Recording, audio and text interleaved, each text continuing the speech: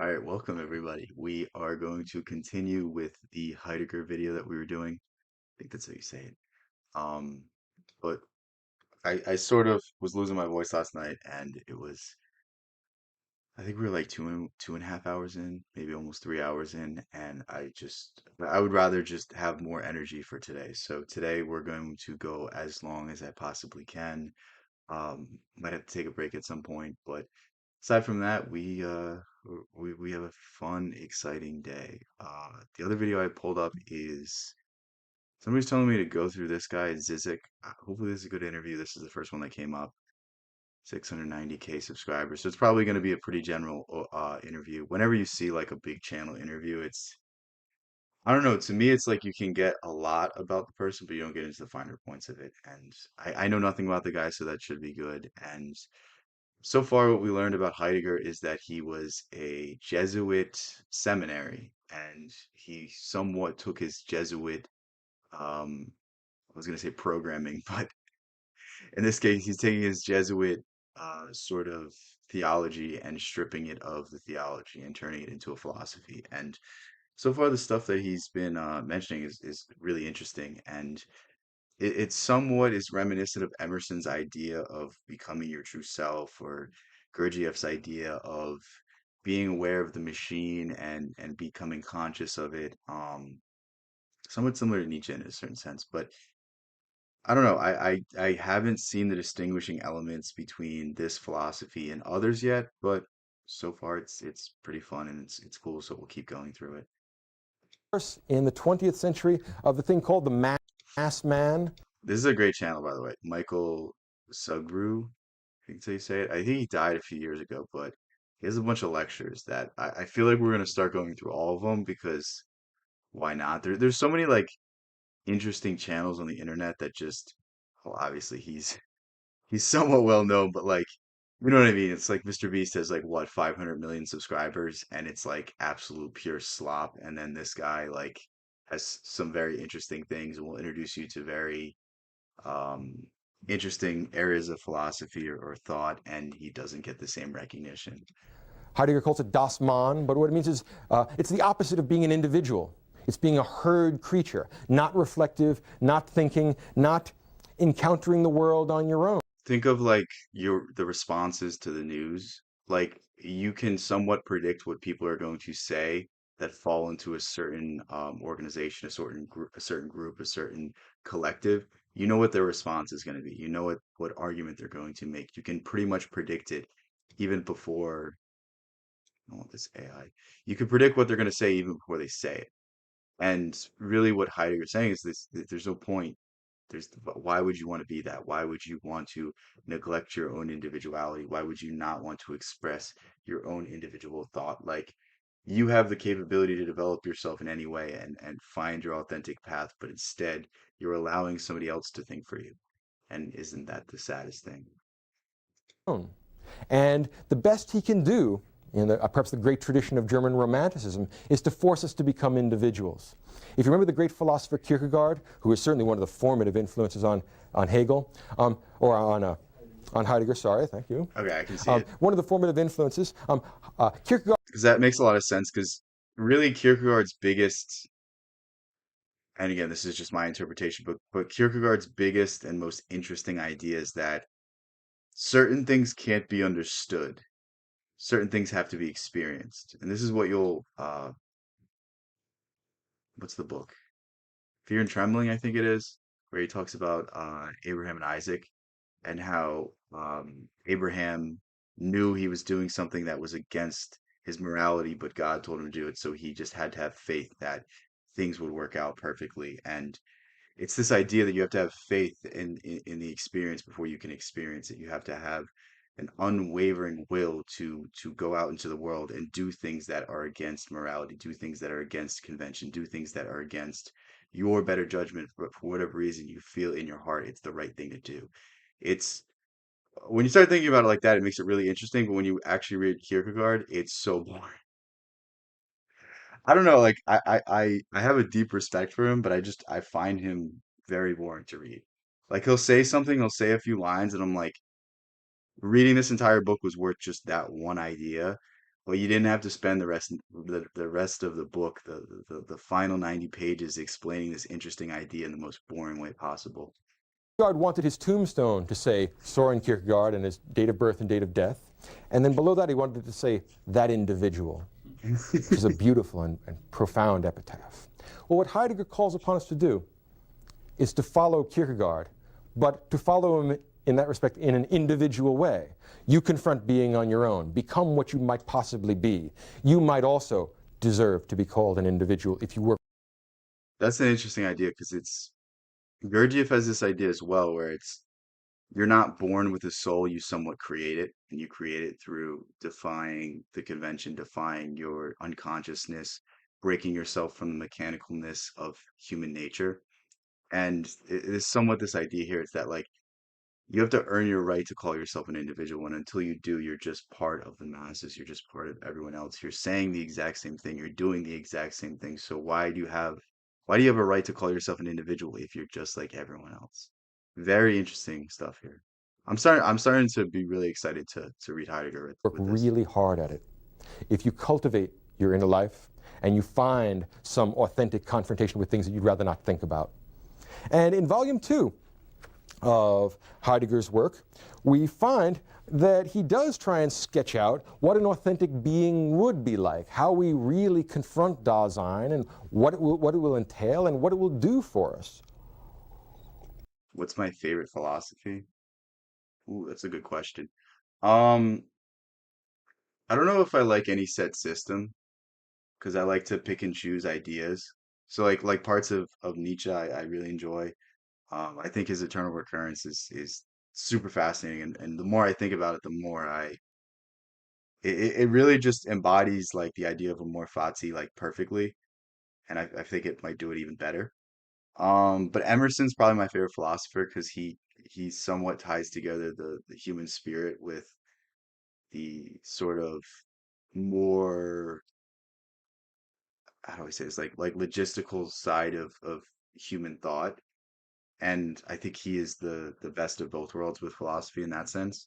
Because to me, like Emerson's a mystic, but he's considered a philosopher, and he's somewhat a poet in another sense as well. So it's like those are really my favorite things to go into. And whenever something kind of blurs the lines, like what is William Blake? Is William Blake a poet or is he a prophet? Like whenever something you can fit into different categories, I think that's where it captures the most of humanity, and that's what interests me the most.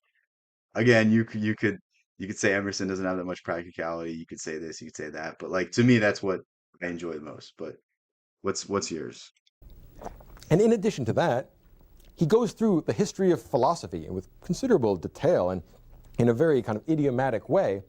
And the point of his going through the history of philosophy is to construct a philosophical history of ontology and to do a phenomenological destruction of prior conceptions of ontology so that he can clear the ground to erect his own new building, essentially. He says, I'm going to only hold on to the pre-Socratic legacy, most of Platonism, and some of Aristotle. But after Aristotle, it's all downhill. I don't want to talk about their conception of being. I somewhat agree with this because like I really can't distinguish between like Schopenhauer's world as will and representation, like his idea of forms. Like I don't know the difference between his idea of forms and Plato's idea of forms. Like they just seem to be the same to me. And I know there's some semantic difference, but to me it's just like if I want this idea, why not just read Plato? Why am I reading someone else's interpretation of it? And to me that seems what the bulk of philosophy is. Maybe a philosopher has a few ideas that are pretty novel, that are pretty interesting, that progress thought in a certain direction. But I think for the vast majority of philosophy, most people are just saying the same thing. Or ontology. It's a waste of time. We have gone down an inauthentic cul-de-sac. Human beings, almost without exception, have not been authentic since we began to separate ourselves from being. In particular, he is concerned with Nietzsche's charge that it's not even possible to talk about being anymore.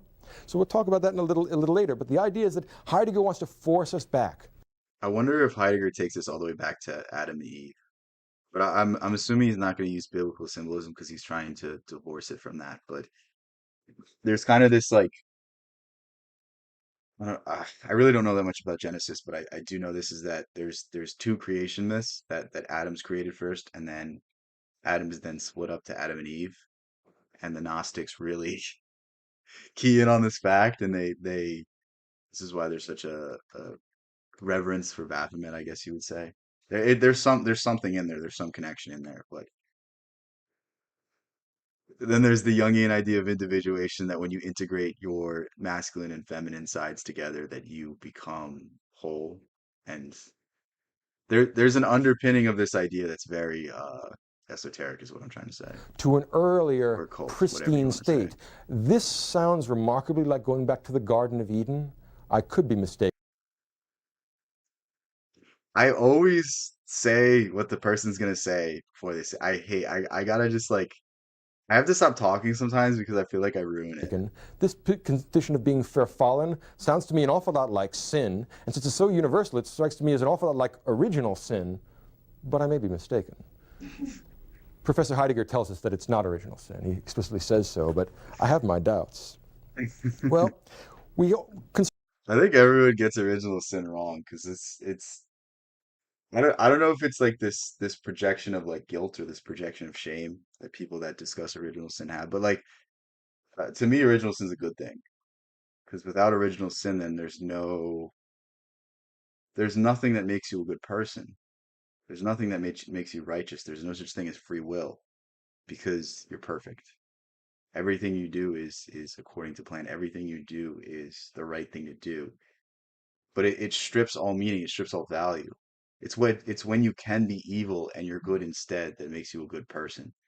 It's when the hero can become sort of manipulative and take advantage of people and he doesn't. That's what makes him a hero. I guess you could most relate with Buddhism if you stripped away supernatural elements. I like Taoism, so that's my answer. Because if you know about Taoism, you know about Buddhism. It's I that would be my answer. But if you read Emerson, you'll see a deep connection with the Gita, which is some people theorize that Buddhism is uh, what religion is Hinduism. There's so many different like religions. I don't even want to misspeak, but like some people say that Buddha took the Gita and stripped it of its deity. So you could say that as well. I like Zen Buddhism too. There's interesting ideas in that, but with me, I pick and choose. So like if you try to like quantify what I am, I don't think you could because it's just I take my favorite ideas from stuff and I kind of try to live by them. There's this Emerson quote that's create your own Bible, create your own book of aphorisms and phrases, and then live by it. And that's sort of my outlook on things. I I know it's not like it's like a very like unpopular way to do it, and it's not something that's going to like stand the test of time because if you don't have a system, then you're not seen as having any philosophical weight. But that's just what I feel like is my way of doing things. But I feel like the easiest the thing I understand the most out of any philosophy is Taoism. I think that's the I think that's what I'm best at. construct this phenomenological destruction of the history of ontology, and in its place, instead of looking at the world sub specie aeternitatis, we're going to look at the world sub specie temporalis. In other words, we're going to look at human being the way it really is, rather than from the God's eye view. We're going to look at it from the human being's eye view, and we're going to find that the world discloses itself, and being discloses itself as a very peculiar matrix of things, most of which are not very pleasant. In the first case, if you want to really confront Dasein, this is what we get from Volume 2, you're going to have to get used to the idea of amor fati, or acceptance of fate. This is a Stoic idea, and a lot of people attribute this to Nietzsche. I don't know why. And I did at one point, and I felt so dumb when I was like, "Wait, why am I citing a Stoic thing and attributing it to Nietzsche?" But this is really the underpinning of his eternal recurrence, which I think go hand in hand. So I'll explain both of them because he's going to talk about Nietzsche in a second as well. But the eternal recurrence is the idea of time is infinite, and since time is infinite, things will continue to happen. And if things are infinite, then you will repeat your current existence time and time again because the atoms and the molecules and everything will come into the same set of order, the same set of combination, and you are destined to repeat your life time and time again. So you better make the most of it. You better savor every second. You better accept each and every moment so that you can, in some way, live your life to the fullest. And really, the idea he's going off of here is amor fati, which is the Stoic idea of love your fate with everything that happens to you because it builds you to be who you are. There's a very famous Nietzsche quote, "What doesn't kill you makes you stronger," and it's sort of going off this idea as well. And it's like the challenges you face prepare you for the challenges that you are going to face. So you're never going to stop having problems, but your life is going to become easier because you have dealt with those problems before. You've seen them in different iterations. You've overcome something in the past. Like think when you go into a new job, it seems overwhelming at first, but over time it gets easier and easier and easier and easier because you just have that experience. And that's something that you can't get in school, and that's why you have to learn from somebody that has done it before. You have to learn from somebody who has that experience. And it's the same thing with life. Like until you have dealt with something, until you've dealt with a breakup, until you've dealt with a relationship, until you've dealt with the ups and downs of these things, like you're not gonna be good at them. It's just something that you have to experience. You could read 100 books, but it's not going to prepare you for the actual reality of dealing with somebody. And that's essentially what it means. And then you could like look at this idea and look at Nietzsche's life and go, well, he failed it. And it's like, yeah, you could say that, but it's really more so what he's trying to say. Don't live by his example, live by what he was trying to say. It's the alcoholic who ruined their life through drinking alcohol that's going to tell you don't go down the same path as me. It almost means more. Particularly acceptance of your own death. Death, anxiety, worry, care, fear are the main themes of Heidegger's second work. And this is the good side. Remember, this is the upside. You're better off with this. I don't know if this is a Stoic idea. I don't know if this is a Platonic idea. I'm assuming this is attributed to a bunch of people, but there's this saying, and it's like every man has two deaths, and the first one occurs when he realizes he's gonna die. And Gurdjieff takes this in another way, and I'll explain that in a second. But essentially, the fact that you know you're going to die gives some sort of essence and changes you from a person. You're no longer crystallized. You no longer want to stay in the same place. You understand that your time is finite, so you have to go out and do something. It's not even do something grand. It's just stop sitting in your life. Stop being afraid of things. Stop allowing what people tell you or allowing your own judgment to get in your own way. And Gurdjieff says it in a different way. He says that every man has two deaths. It's when his old self dies to become enlightened, to become an unconscious, and then the other death. Rather than dwelling on all the other things that might distract you from these businesses. And in addition, conscience is going to be an important element in this second volume. In other words, in order to come to our authentic being, in order to be truly human, which apparently so few people do, we must confront death, we must recognize that we have a conscience and it is ineliminable, and we must do what we can to sacrifice all else, to sell all we have. If you want to see how poorly people deal with death, go like I'm not saying go to a funeral, but like you're gonna go to a funeral at some point in your life and just see how different people react. And the people that are the most hysterical, it's not even so much the people that have the closest relationship to that person. It's the people who have not dealt with the death, that with the idea of death, with the idea of their own mortality. Because when I go to a funeral, it doesn't matter how close or how far, I'm still moved. I'm still upset. It's still there's some grieving involved, but I understand the cycle of things and I've come to grips with things. And there's something Seneca said that's really beautiful and really brutal at the same time. And it's the feelings of grief that you have are going to eventually go away. And soon all that will remain are the good times. So why should I not focus on the good times now instead of grieving? And he's basically telling you to reiterate the good times and appreciate them and be gracious for those instead of sitting there crying because you're going to feel something one way or another, and why not feel the good? It's something I've used in a lot of different scenarios. It's not just with dealing with loss of loved ones, but it's you could do it with a failure. You could do it with an opportunity that you missed. You could say, well, I learned this, this, and this. Well, it just means that I'm gonna have to work this much harder next time, and I can't wait to see how good I become after the fact. Seneca has some really good old man advice, I have to say. Like everyone is here talking about Marcus Aurelius and how he's like this great Stoic philosopher, but to me, I just love Seneca because he's just that old guy that's like about to die and doesn't care anymore, and he's just telling you how it is. And there's such an honesty with it, and there's such a I don't know if I would say warmth, but it's just like I've been there, I've done that, and here's what you got to do. Like shut up. Follow being. Now, death is an interesting and important problem, and unlike most philosophers, Heidegger seems to be under the impression that he has some intelligent things to say about death. My personal feeling is that although death is a fearsome reality, and it is the kind of thing that a conscious person will inevitably at some point, or perhaps at all points, come into contact with and think about. Lovely see you streaming. Did you change your name? Why don't I recognize your name? I know I should know you because you have a mod. How's it going though? Having thought about it myself, I'm not able to think of or say anything intelligent about this topic. Perhaps you are. I apologize. It's so weird because this guy's dead now too. Because I looked him up and I was like, what is this guy doing? Has he written any books? And all of his books, they're not about philosophy, they're about history. I was very disappointed because I don't like history at all.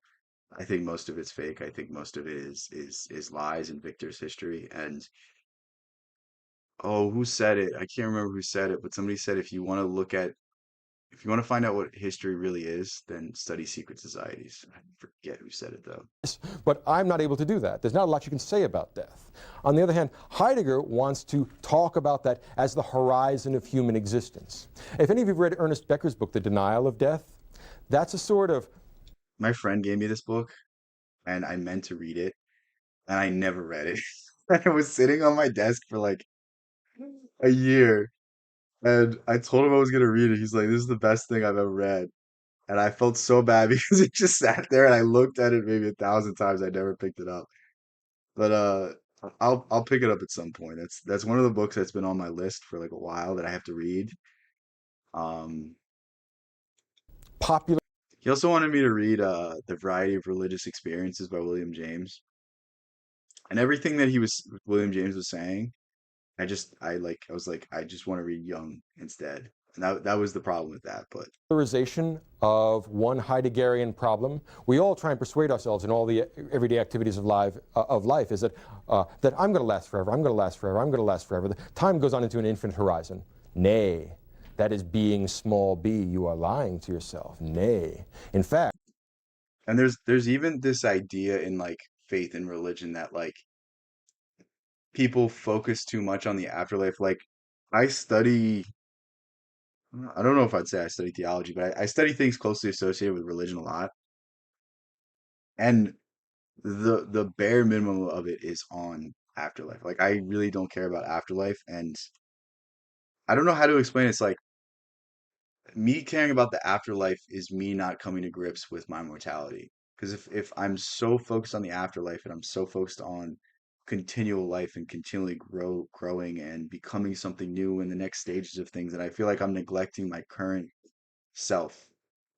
And this is something Gurdjieff says, and something Osho says as well, but I don't know how much of Gurdjieff that Osho ripped off because now that I've studied Gurdjieff, like I think a lot of things like Osho probably got from him or got from another source that Gurdjieff also got from. But basically, that like the talk of reincarnation kind of gives you a cope, kind of gives you an ability to procrastinate and some sort of ability to push something off to the next incarnation, the next life that you're going to live. And there's something very like important in this point that I'm trying to say. And I don't know if I'm saying it. I don't know if I'm getting it across very well. we all have to realize that time is not an infinite horizon. To view time as time sub 1, time sub 2, time sub 3, time sub n, going on forever, that's to view time from the perspective of God. That's also to view time from the perspective of our scientific friends.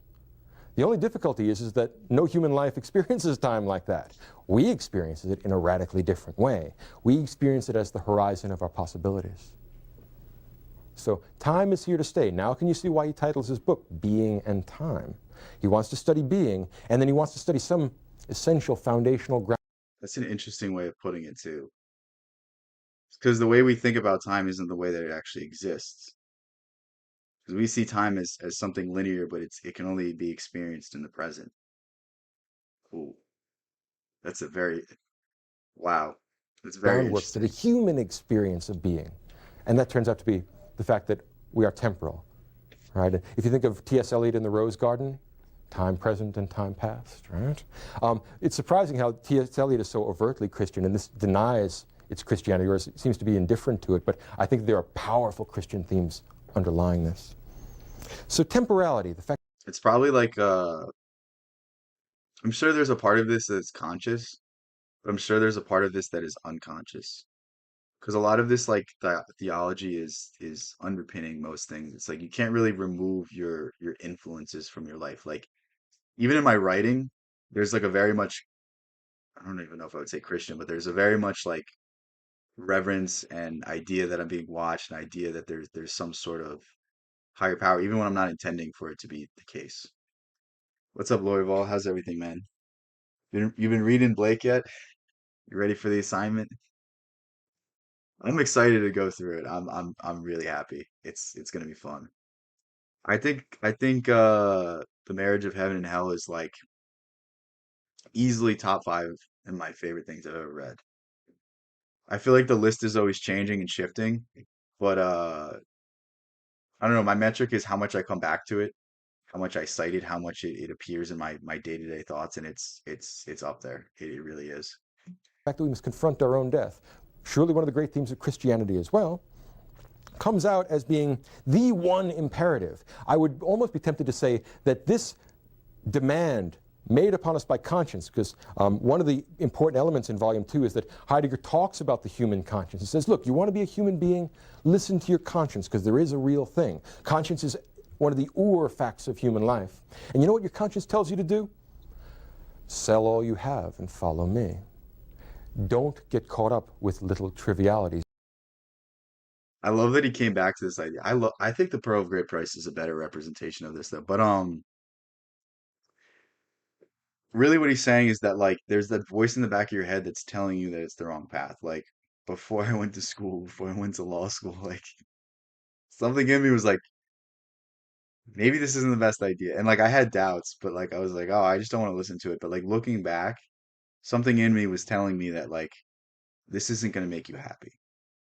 This isn't this isn't gonna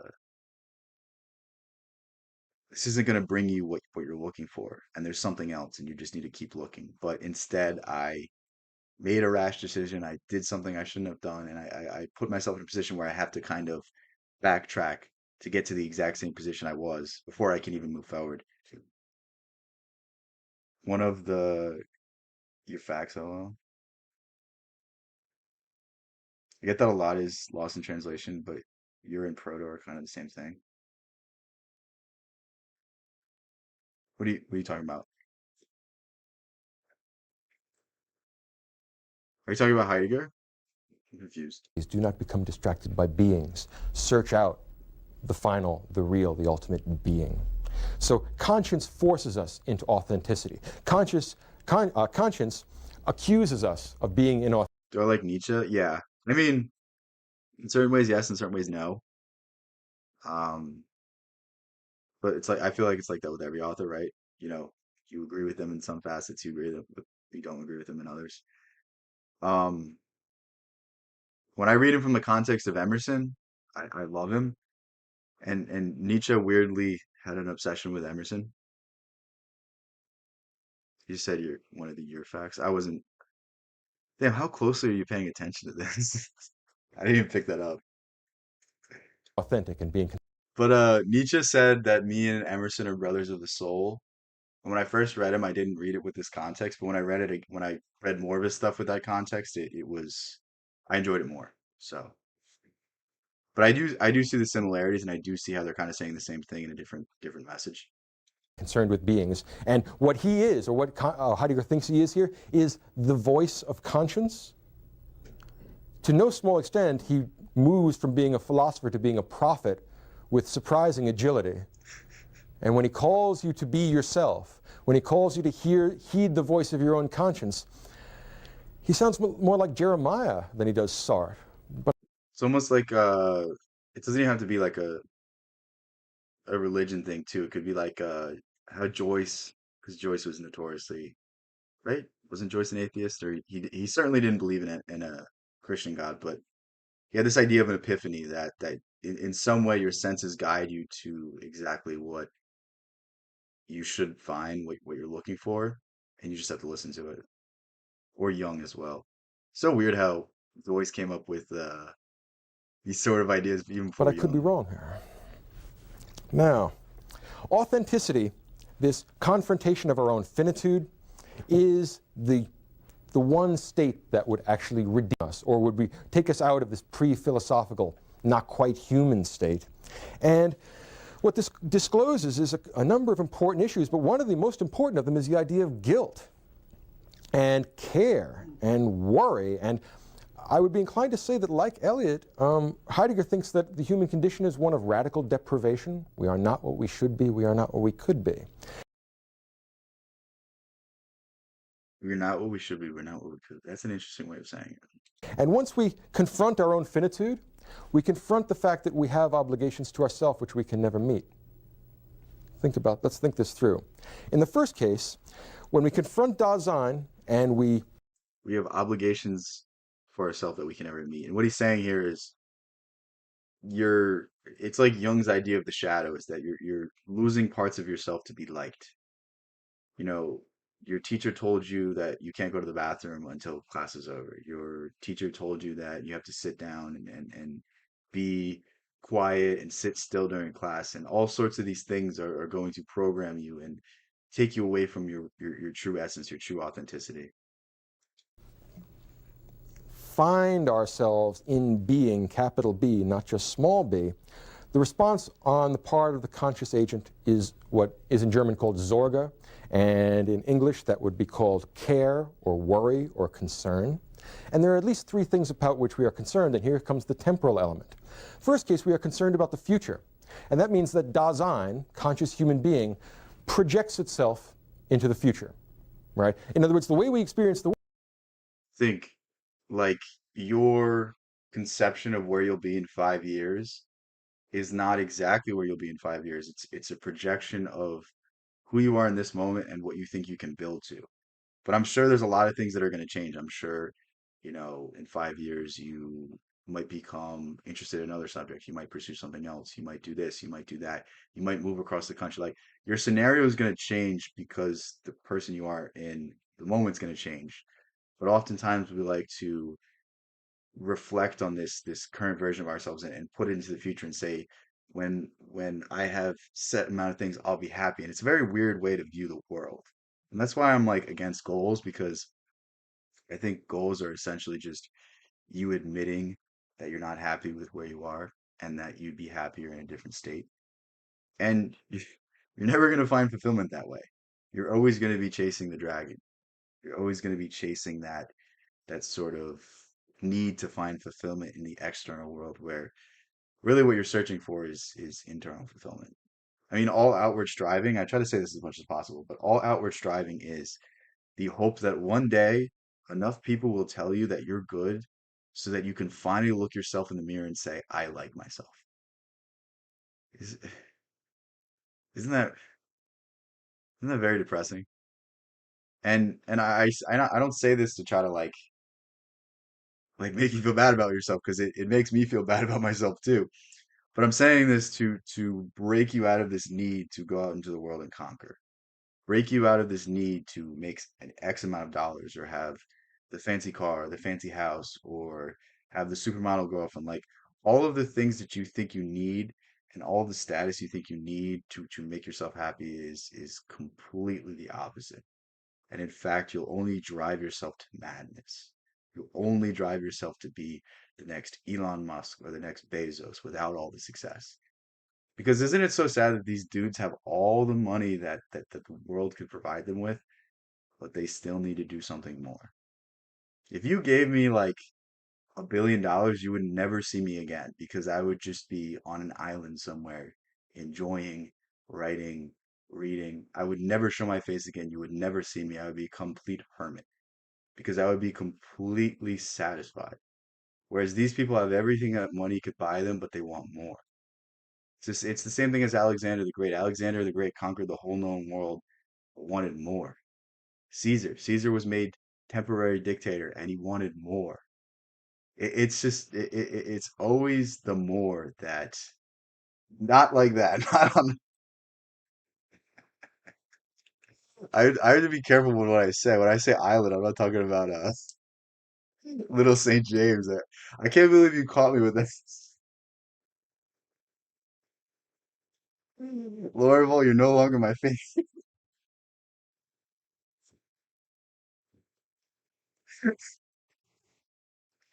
I think that's the funniest chat I've ever. I just meant like on a beach, okay? Not like that, okay? It doesn't have to be an island. I guess, I mean, isn't everything technically an island? But yeah, you would never see me again. I would go to isolated area, go up into the mountains, we'll say. The world we experience as ourselves, not just here and now, but we project ourselves into the future, and we also I can't believe you got me so good with this. I'm going on this whole like rant, and I'm like, I think I'm making a point, and then you're just like, yeah, you slipped up. You shouldn't have said that. I got you. project ourselves into our own past. Projecting ourselves into our future causes angst, worry, almost almost a terminal frightfulness because we must confront the fact that we come to an end and we don't know how to avoid that. We can't avoid that. We project ourselves into the earlier parts of our life, and an interesting fact is that we cannot avoid the experience of guilt. And this is like what he's saying here is very important because you look back on your old experiences and you're like, oh, I used to be such an idiot. I used to be this. I used to be that. And like you're judging yourself based off your current state of knowledge. You're judging yourself based off what you know now. And it's really easy to do that. It's really easy to say, well, if I was back in this scenario, I would have done this, this, and this. And maybe you would. But imagine you had the exact same emotions at the time. Imagine you had the exact same information at the time. Your judgment was clouded and you made that decision. And to feel shame and guilt about the past is to not have moved on from it, is to not have learned your lesson from it, is to dwell on things and try to bring them to the present. There's this somewhat important idea that you don't really have to give too much credit to, but there's some truth to, is that ideas are permanent and ideas exist on we're getting into hermeticism, but on the mental plane, not on the physical plane. And that's why, in 1984, Brave New World, it's so important to kill ideas because it's really easy to kill the man, but it's much harder to kill the idea.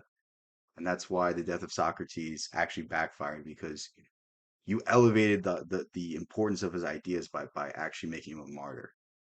And that's the dumbest part about any political assassination. That's why political assassinations aren't a thing anymore because of that. Sometimes isn't it useful to look back and try to learn from your mistakes? I'm not saying that it's not useful to look back and learn from your mistakes. I'm saying the opposite. I'm saying it's learn from your mistakes and then move on. That's what I'm trying to say. Um, because you could look back at your life and second guess yourself and do all of these things, but all you're gonna do is kill yourself with shame. Is kill yourself with guilt. It's like what is it, the Scarlet Letter, where the priest literally dies from his shame. He dies from his guilt. He dies from the burden that he carries within him the whole story. And it's like we're actively doing that to ourselves. We're actively making our current situation worse because we did something stupid in the past. And it's like all of humanity has done something stupid in the past. Every single individual can look back and feel shame and feel guilt, but what good does that do for you right now? You know what I'm saying? So like forgive yourself. Forgive yourself, forgive others so that you can move forward with a clean slate. It's sort of like the idea of what Buddha said about karma is that your actions ring into eternity. So an easy example of this is you do something to me and it's messed up. So then I go do something to somebody else and it's messed up. And then they go do it, and then they go do it, and then they go do it. And it's an endless cycle of pain and suffering. The only time that this cycle has stopped is when you take that pain and you forgive it. You take that pain and you turn it into inspiration. You take the things that people have done to you and you learn from it. You move on. You move forward. You forgive them. It's not necessarily that you have to love them. Forgiveness is not like you did this to me, but now you're my friend. Now you're my brother. It's not even that. It's just it's no longer thinking about them. It's no longer allowing them to control your life. It's no longer allowing them to have any sort of effect on you. And I would be tempted to say that guilt is the uncomfortable certainty that we are not what we could have been. It's true. And Heidegger is right about that. Guilt is the uncomfortable certainty that we're not what we could have been. Wow. That's a great way of putting it. Because think when you feel guilty about something, it's because you made the wrong decision, but now you know what you could have done instead. And it really serves you nothing to feel guilt because if you feel guilt, it's just gonna make you repeat the same mistake. When you learn your lesson is when you can move on, when you can say, okay, now I know what to do next time. When you continue to feel guilt and shame and you continually push these ideas out of your head and you blame other people for things that went wrong, you do all these sort of things, then you you occupy the space that you could have created something new in. You occupy the part of your memory and the part of your attention that you could have learned from with something of disgust, with something of a negative emotion. And not only is he right about that, but that is an ineliminable part of being a human being. And any scientific theory which either fails to talk about this or tells us we can't talk about it is just unacceptable. That's right. So we project ourselves into the future. We project ourselves into. Imagine this is like your lecture. I've never had a lecture this good in real life. This is every time I watch one of this guy's videos, I'm like, something in me is like, I wish I was in this room at the time because I've never had a good lecture. I really haven't. I've had like good teachers, but like I've never been so enthralled with just them speaking. It's been the classes where it's like a give and take and students are asking questions and that sort of stuff. But like I've never paid attention in class. I promise you I would pay attention in this class. To the past. And we confront Dasein in the present.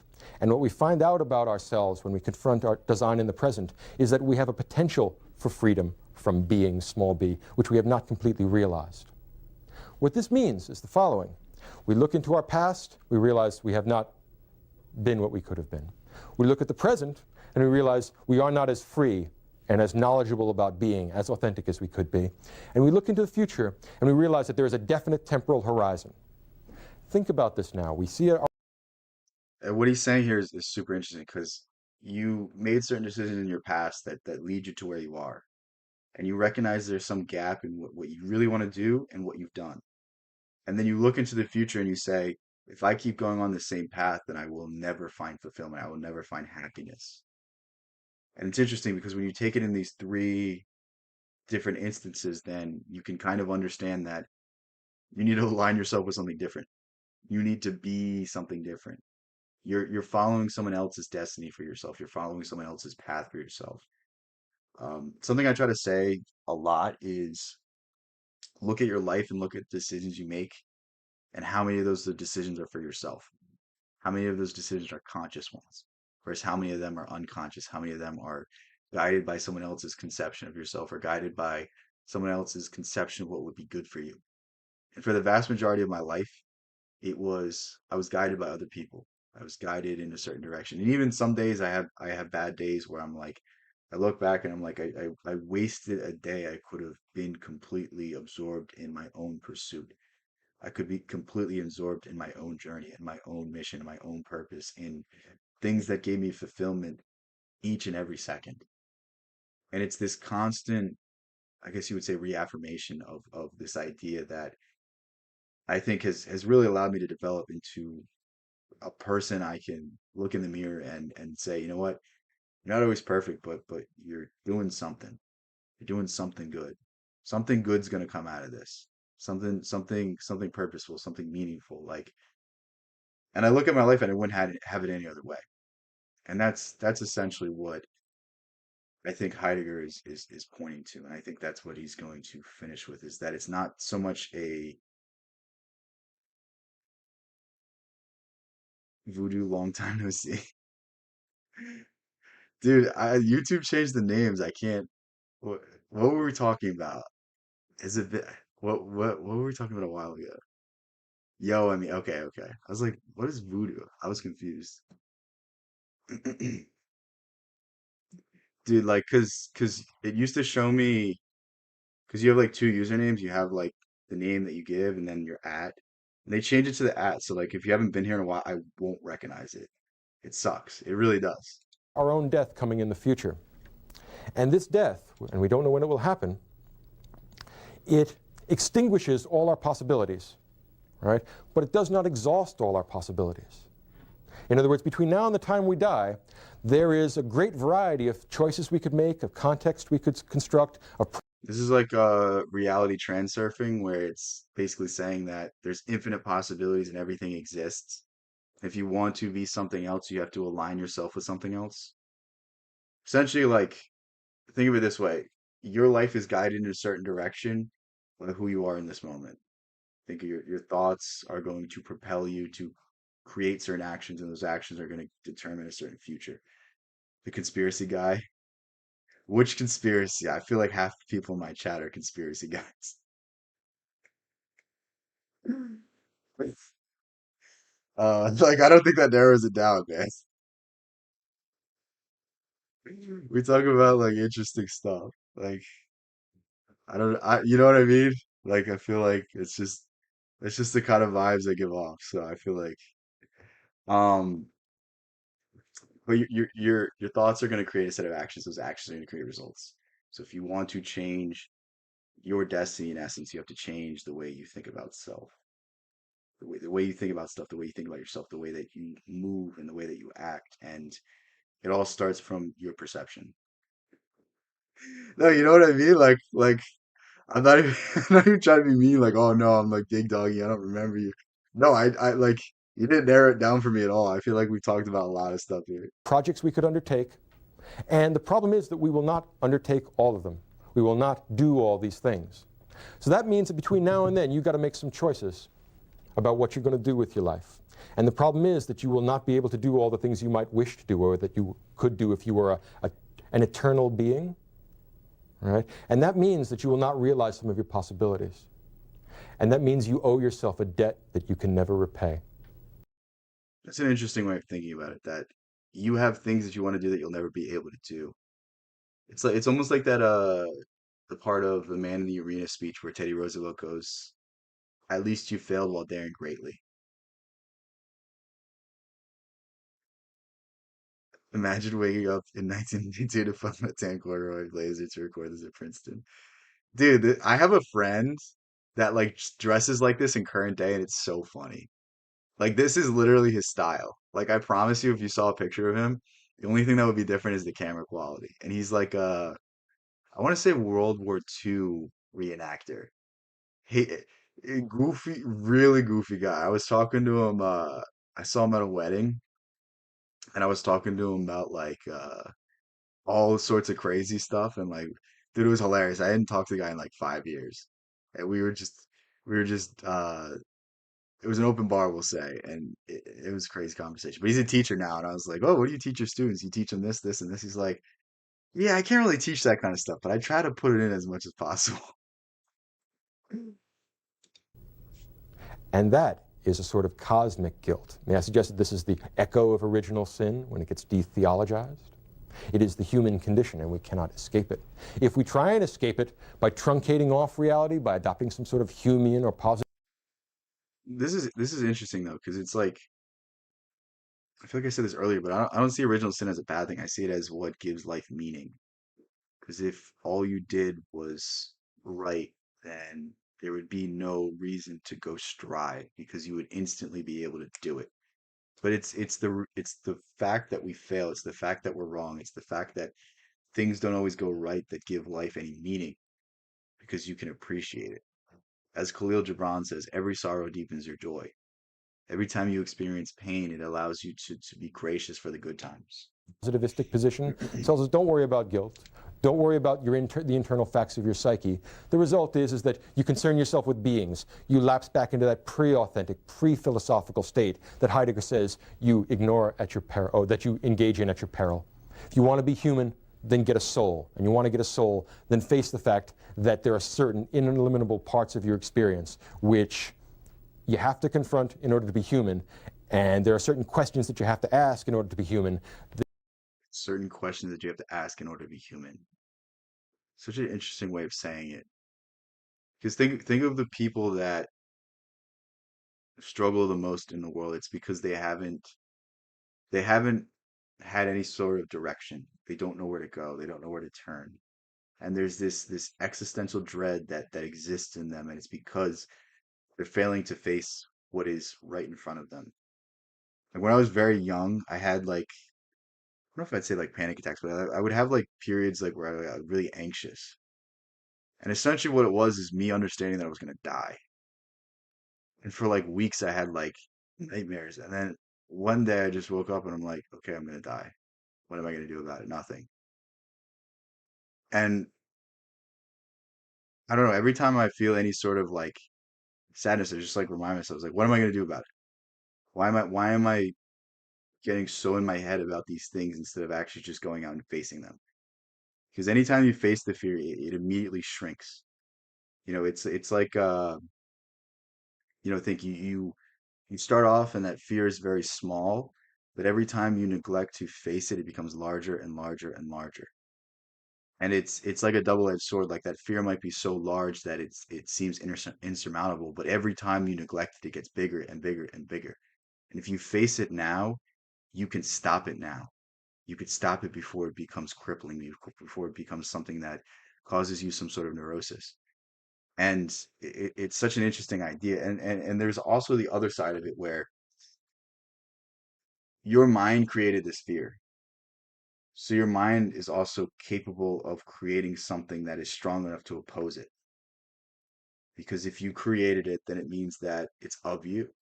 And if it's of you, that means that it's part of you. And if it's part of you, then you're just that strong. It's it's all about flipping these things on its head. And I think that's really the greatest thing that you'll learn to do is that when you can reframe things, you can kind of all but create your world, and you can all but create your mood, and you can all but create the way in which you move into this world.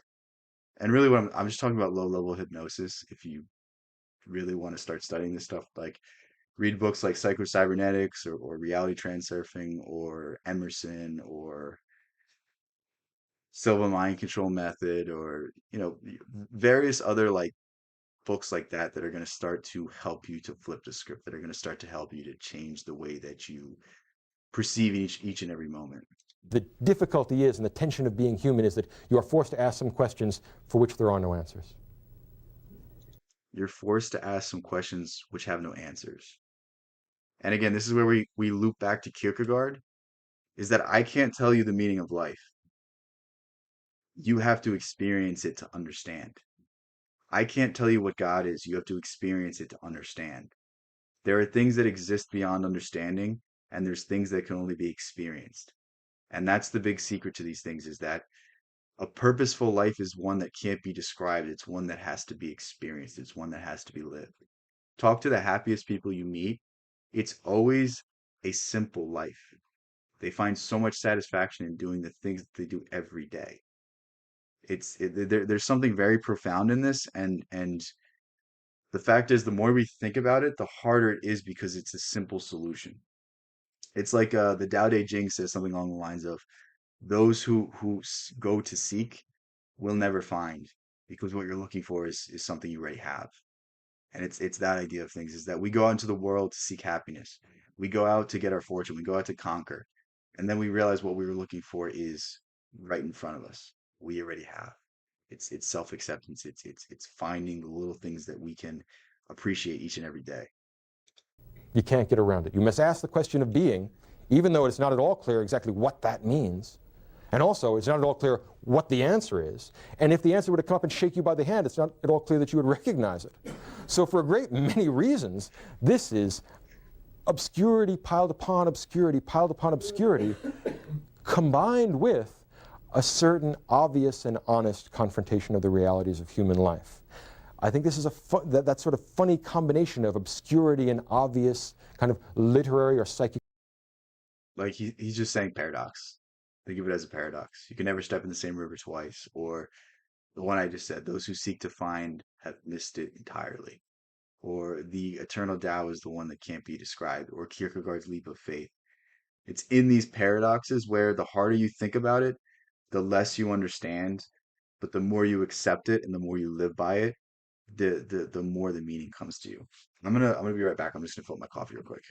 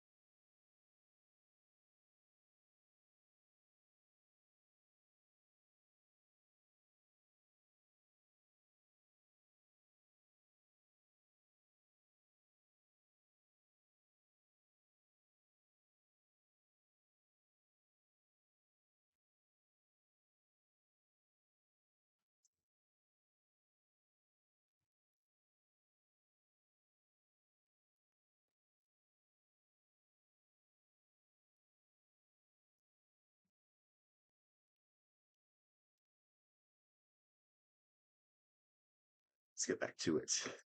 Truthfulness is one of the characteristic amalgams of 20th century continental philosophy. There's that word again, continental philosophy. I've genuinely never heard that aside from yesterday. Now, let's look back at the question of conscience. Dasein demands that we that we live our life facing death rather than denying it, and that means that ethics kind of, how can I put, implodes, so that the only real obligation that we have left is that we should be authentic, and that ends up meaning that The only obligation we have is to be authentic. And there's something very profound in there because Nietzsche has this quote that I constantly cite because I think there's so much truth in that, and it's all morality is hypocritical. All morality in some way is going to fail. And it's sort of playing on this Latin proverb, which is there's no rule without an exception. But think you are at your country's at peace because you had to go to war. You know, there's always some ironic kind of other side to whatever you're trying to profess. You know, the Catholic Church, look at their priests. Like it, you know what I mean? It's like there's always some sort of hypocritical nature to any moral system. And that's really what he's saying here is that an authentic person doesn't have these flaws. They don't have these laws that they live by because they adapt to every situation. It's kind of like Socrates admitting he was dumb in some scenarios. He knew what he didn't know, and that's what made him the smartest. He was able to be objective in every moment. That's essentially what he's saying right here. it's not so important what you do in life as how you do it. Right? In other words, between now and the time you die, it's not so important what projects you undertake as it is that you should be conscious of the fact that you're not going to be able to undertake all of them, and that you have to decide which are better. The difficulty here is that this very easily shades off into straightaway nihilism. Heidegger, after all, became a Nazi. Heidegger was advanced due to his political connections to National Socialism. Heidegger, who his greatest work, or his first great published work, Being in Time, was in Husserl's Jahrbuch, and Husserl was his teacher, and it was dedicated to Husserl. But alas, Husserl was a Jew. And so when Husserl That's the thing about most of these philosophers is like their their real lives are so much like are so inferior to their philosophy their philosophies. Like Nietzsche is over here going, you must become the Ubermensch, and the dude literally died like after seeing a horse being beaten to death. And again, that story might not even be true, but it's like it's always so funny because these people that preach strength ultimately lose the fortitude and the necessity to hold themselves in their actual positions. was moved out of academic life starting in 1933, Heidegger publicly disassociated himself from Husserl. And Heidegger ended up taking Husserl's chair at the University of Freiburg. This sounds What a scumbag. Dude got you to the dance and you just abandoned him. So much for being authentic, right? to me like the phenomenology of careerism, but I could be wrong. All right, it is a It's so funny too because he's saying this after he's talking about authenticity, and it's like you attributed your success to this guy and then completely disassociated. a particular a particularly unhappy circumstance, or when philosophers, at least those philosophers who claim to have a particularly deep or profound or important insight into life, should let us down in such an egregious way. There is something not only disconcerting about it, but something which makes me want to put the rest of his statements in italics and be very careful about how I read them. In some ways, if being in this pre-philosophical state of denying Dasein gets us to behave well, I would be inclined to say, well, I'd rather be stupid. Perhaps that's just me. It's so true though because it's always like there's something to it because you could always point to Nietzsche and go, well, his philosophy seems pretty good, but it didn't even work for him, so why are we going to listen to him? And it's seemingly the same with Heidegger as well. I knew he was somewhat associated. I didn't know he was that like gung ho for it. Because even Young for a little bit got tied up with the Nazi Party in some sense, and there's even like still to this day like some very messed up interpretations of Jung's work. Um, I don't feel like getting into it, but it's like it's crazy how like when the Nazis came to power, they kind of tried to co-opt these ideas to create their own mythos. Like if you this isn't in like most of like the history documentaries you'll see, but like when the Nazis came to power, they sort of tried to create this like German archetypal sort of secret society and this sort of like mythic kind of race and order that they were trying to bring back. Basically trying to tie it to like some sort of Atlantis myth is like what you see with like the Tartaria people. They're trying to tie it to some like Russian ancient society that was above everything. Think of like the I don't know why is it blanking my name, but there's this whole movement in Scotland where Scotland is the real Jerusalem and that's the real center of power and the real holy place. Like you have Freemasons and Rosicrucians that trace their lineage back to Atlantis. There's always like this weird idea that we have to attach our ideas to some ancient order in order to give them some sort of credence. Very weird. I'm not even saying that you can do anything with this information. It's just it's a pattern that I see repeated so many times. Now, in addition to confronting Dasein through the vehicle of conscience and through the vehicle of existence, the historicity of human beings is They also try to take Nietzsche's writings and like be like, oh, he would support it. No, he wouldn't. Nietzsche hated any institution that limited the individual. So do that with what you will. is, of course, of great concern to Heidegger. We are in some particular context at some particular time, and we must always be oriented towards the future. In particular, when we are oriented towards the future and our own demise and our own end, we have to do what Heidegger calls thinking about nothing. Now, in the English translations of Heidegger, nothing gets a capital N. But alas, in the German language, all nouns are capitalized, so we don't have quite that, that way out. And thinking about nothing is one of the I wonder if this is like meditation. most trying things you can try and do. I mean, there are long sections. I know it sounds like a... So there's in Miyamoto Musashi, there's this idea of when you master the four elements, then you enter a state called the void, which is the nothingness, which is everything. And it's the same thing as Taoism, where in Taoism you live your life in accordance with the Tao, and there's no thought, there's no process, but you're consumed by your experience. You're consumed by everything. It's part of you now. It's unconscious, but it's conscious at the same time. And there's this certain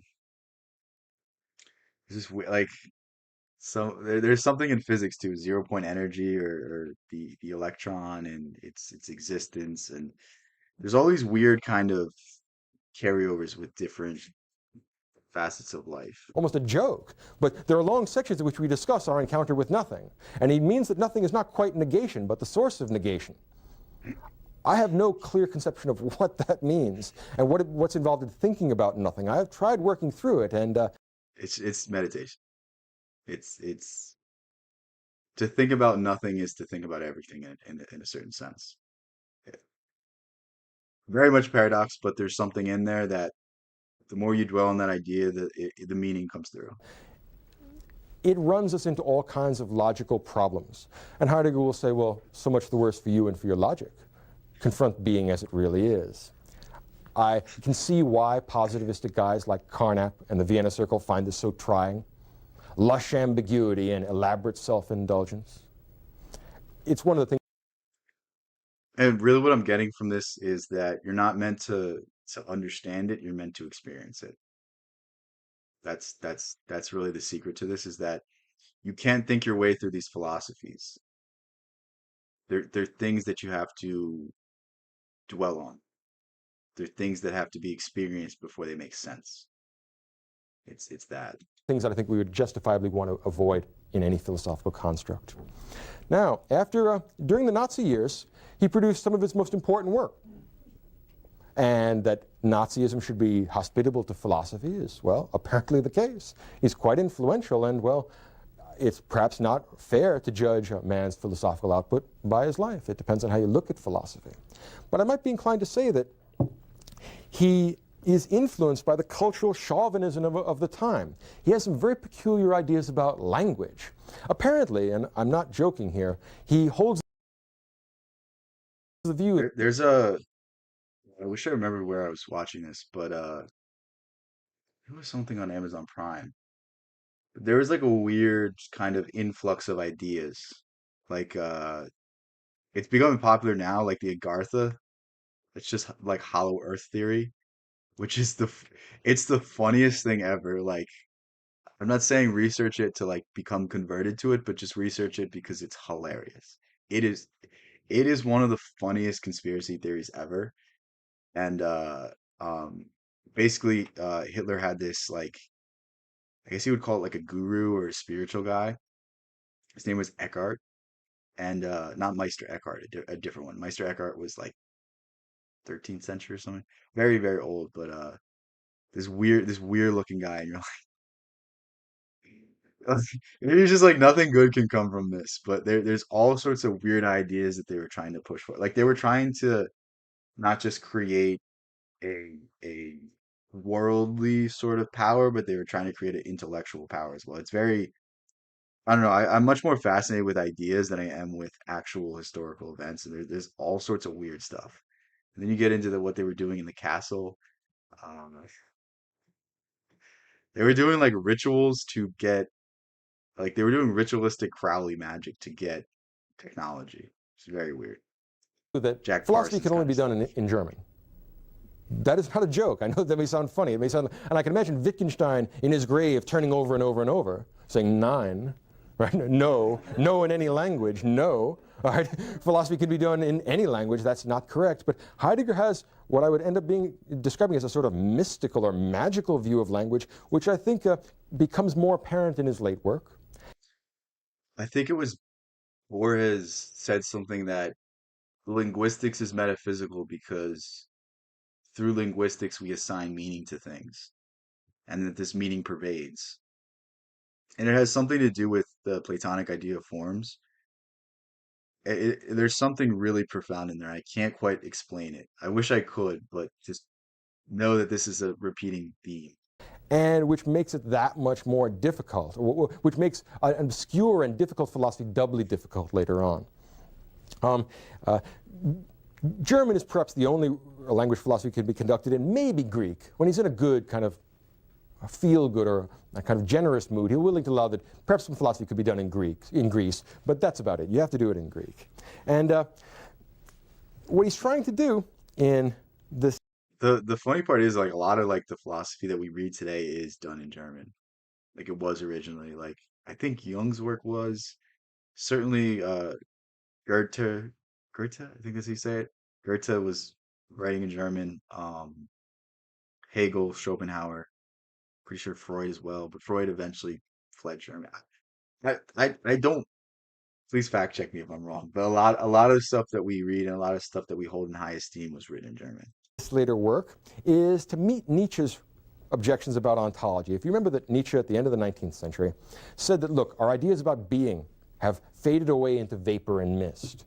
Well, Heidegger in his Introduction to Metaphysics says no.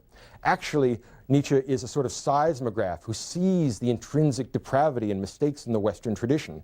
And he sees that it leads up to this idea that we can't talk about being at all. What he does is show us the inauthenticity of all the history of philosophy since the Greeks.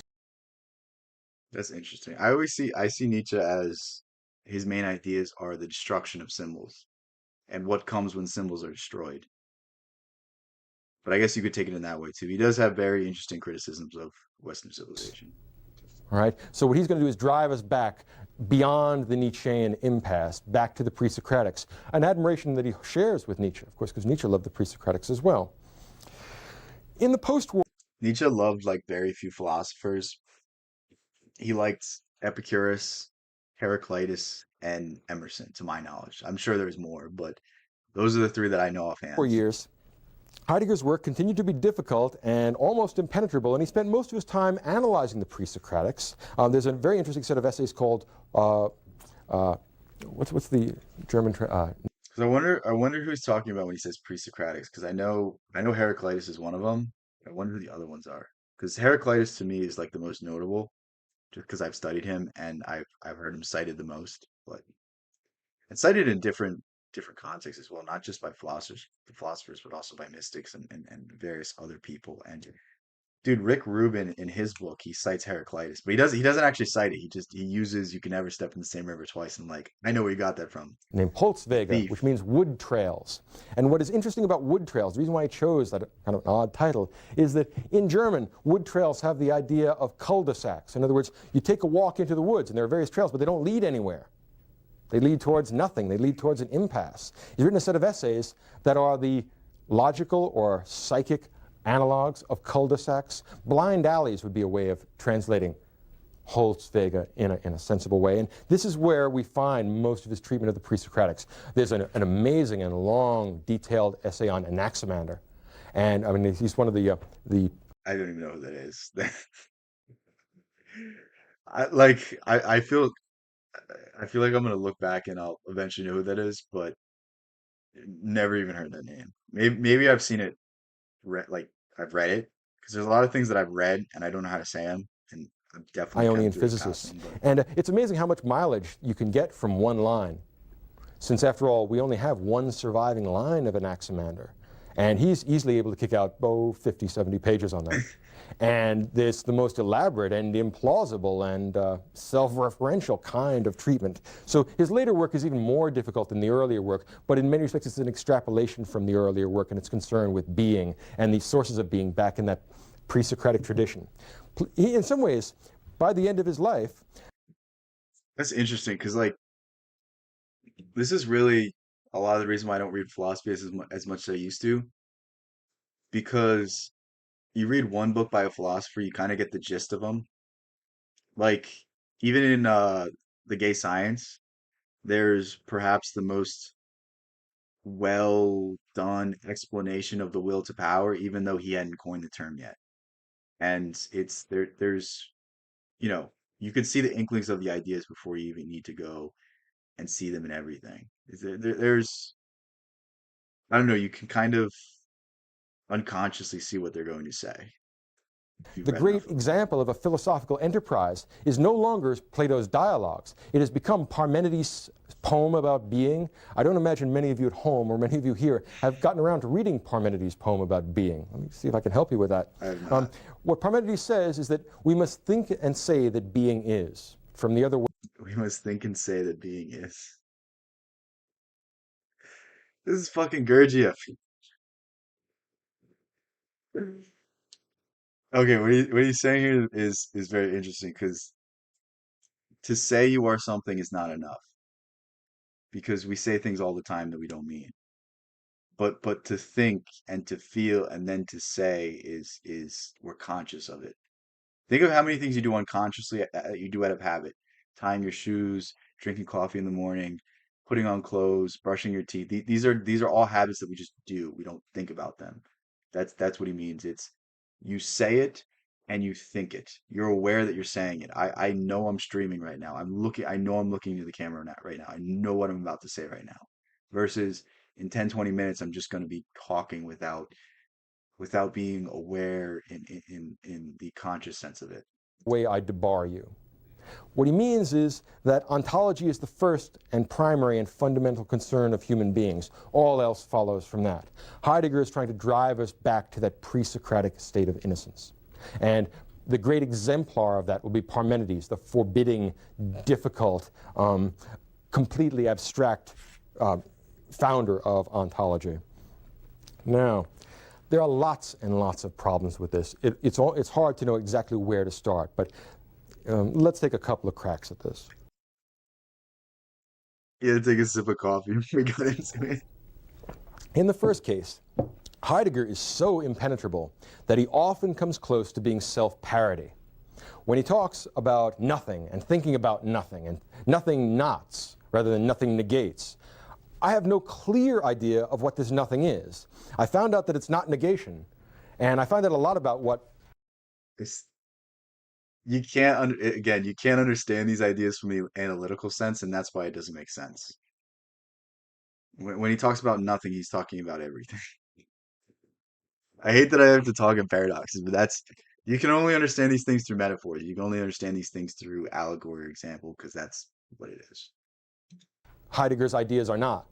I often have a difficulty in finding out how to attach some sensible predicate to an idea about like nothing. What can you think about nothing? What can you say about nothing? Heidegger appears to suggest that you can say quite a bit, but beats me what it amounts to. Many of Heidegger's ideas or many parts of his writings are elaborate puns and plays on words. I'll give you an example from the German. He says that our feeling with regard to our encounter with Dasein is uncanny. And in German, that's unheimlich. And he says that this uncanny feeling of not knowing our way around in the world amounts He started off as a philosopher, now he's turning into James Joyce. to not feeling at home in the world. Now, in German, the word for home is heim. And so when we have this uncanny feeling, we feel unheimlich, which means unhomely, which means we don't feel at home in the world. So he kind of makes the idea of uncanniness and uncertainty and kind of anxiety and the kind of being and the I I I swear to you, this guy was cracking up when he read this. It's like the dumbest pun ever, but I promise you he read it. He was like, "Oh yeah, I love what he did." I feeling promise of you. being sort of homesick, of longing for our connection with being. Well, he kind of merges them all together in a kind of messy, mushy kind of linguistic overlap. And we might be tempted to think that that's a big problem with Heidegger, but I might be tempted to say that that's also the source of his richness. In other words, the fact that he's more concerned in many respects with connotations than denotations, the fact that he likes this messy overlap, this linguistic wordplay, these plays on words, these puns, and also he's famous for his elaborate and very implausible etymologies. When he doesn't know the actual historical source of a word, I think he usually makes it up. That's actually so funny. It's like you're writing a paper and you cite some imaginary source. And meanwhile, you'll fail the presentation because you cheated or you lied. But here's one of the most notable philosophers literally doing that. That's pretty funny. And then provide some, quote, philosophical argument to account for why only he understands the real source of this word. The rest of the lexicographers in the world do not. This happens all the time with his treatment of Greek. It also happens all the time with his treatment of German. Another problem that comes up is the problem of morality, mysticism, and nihilism. And here's where I would like to take a sort of crack at the continental tradition. I'd like to offer a kind of foundational criticism.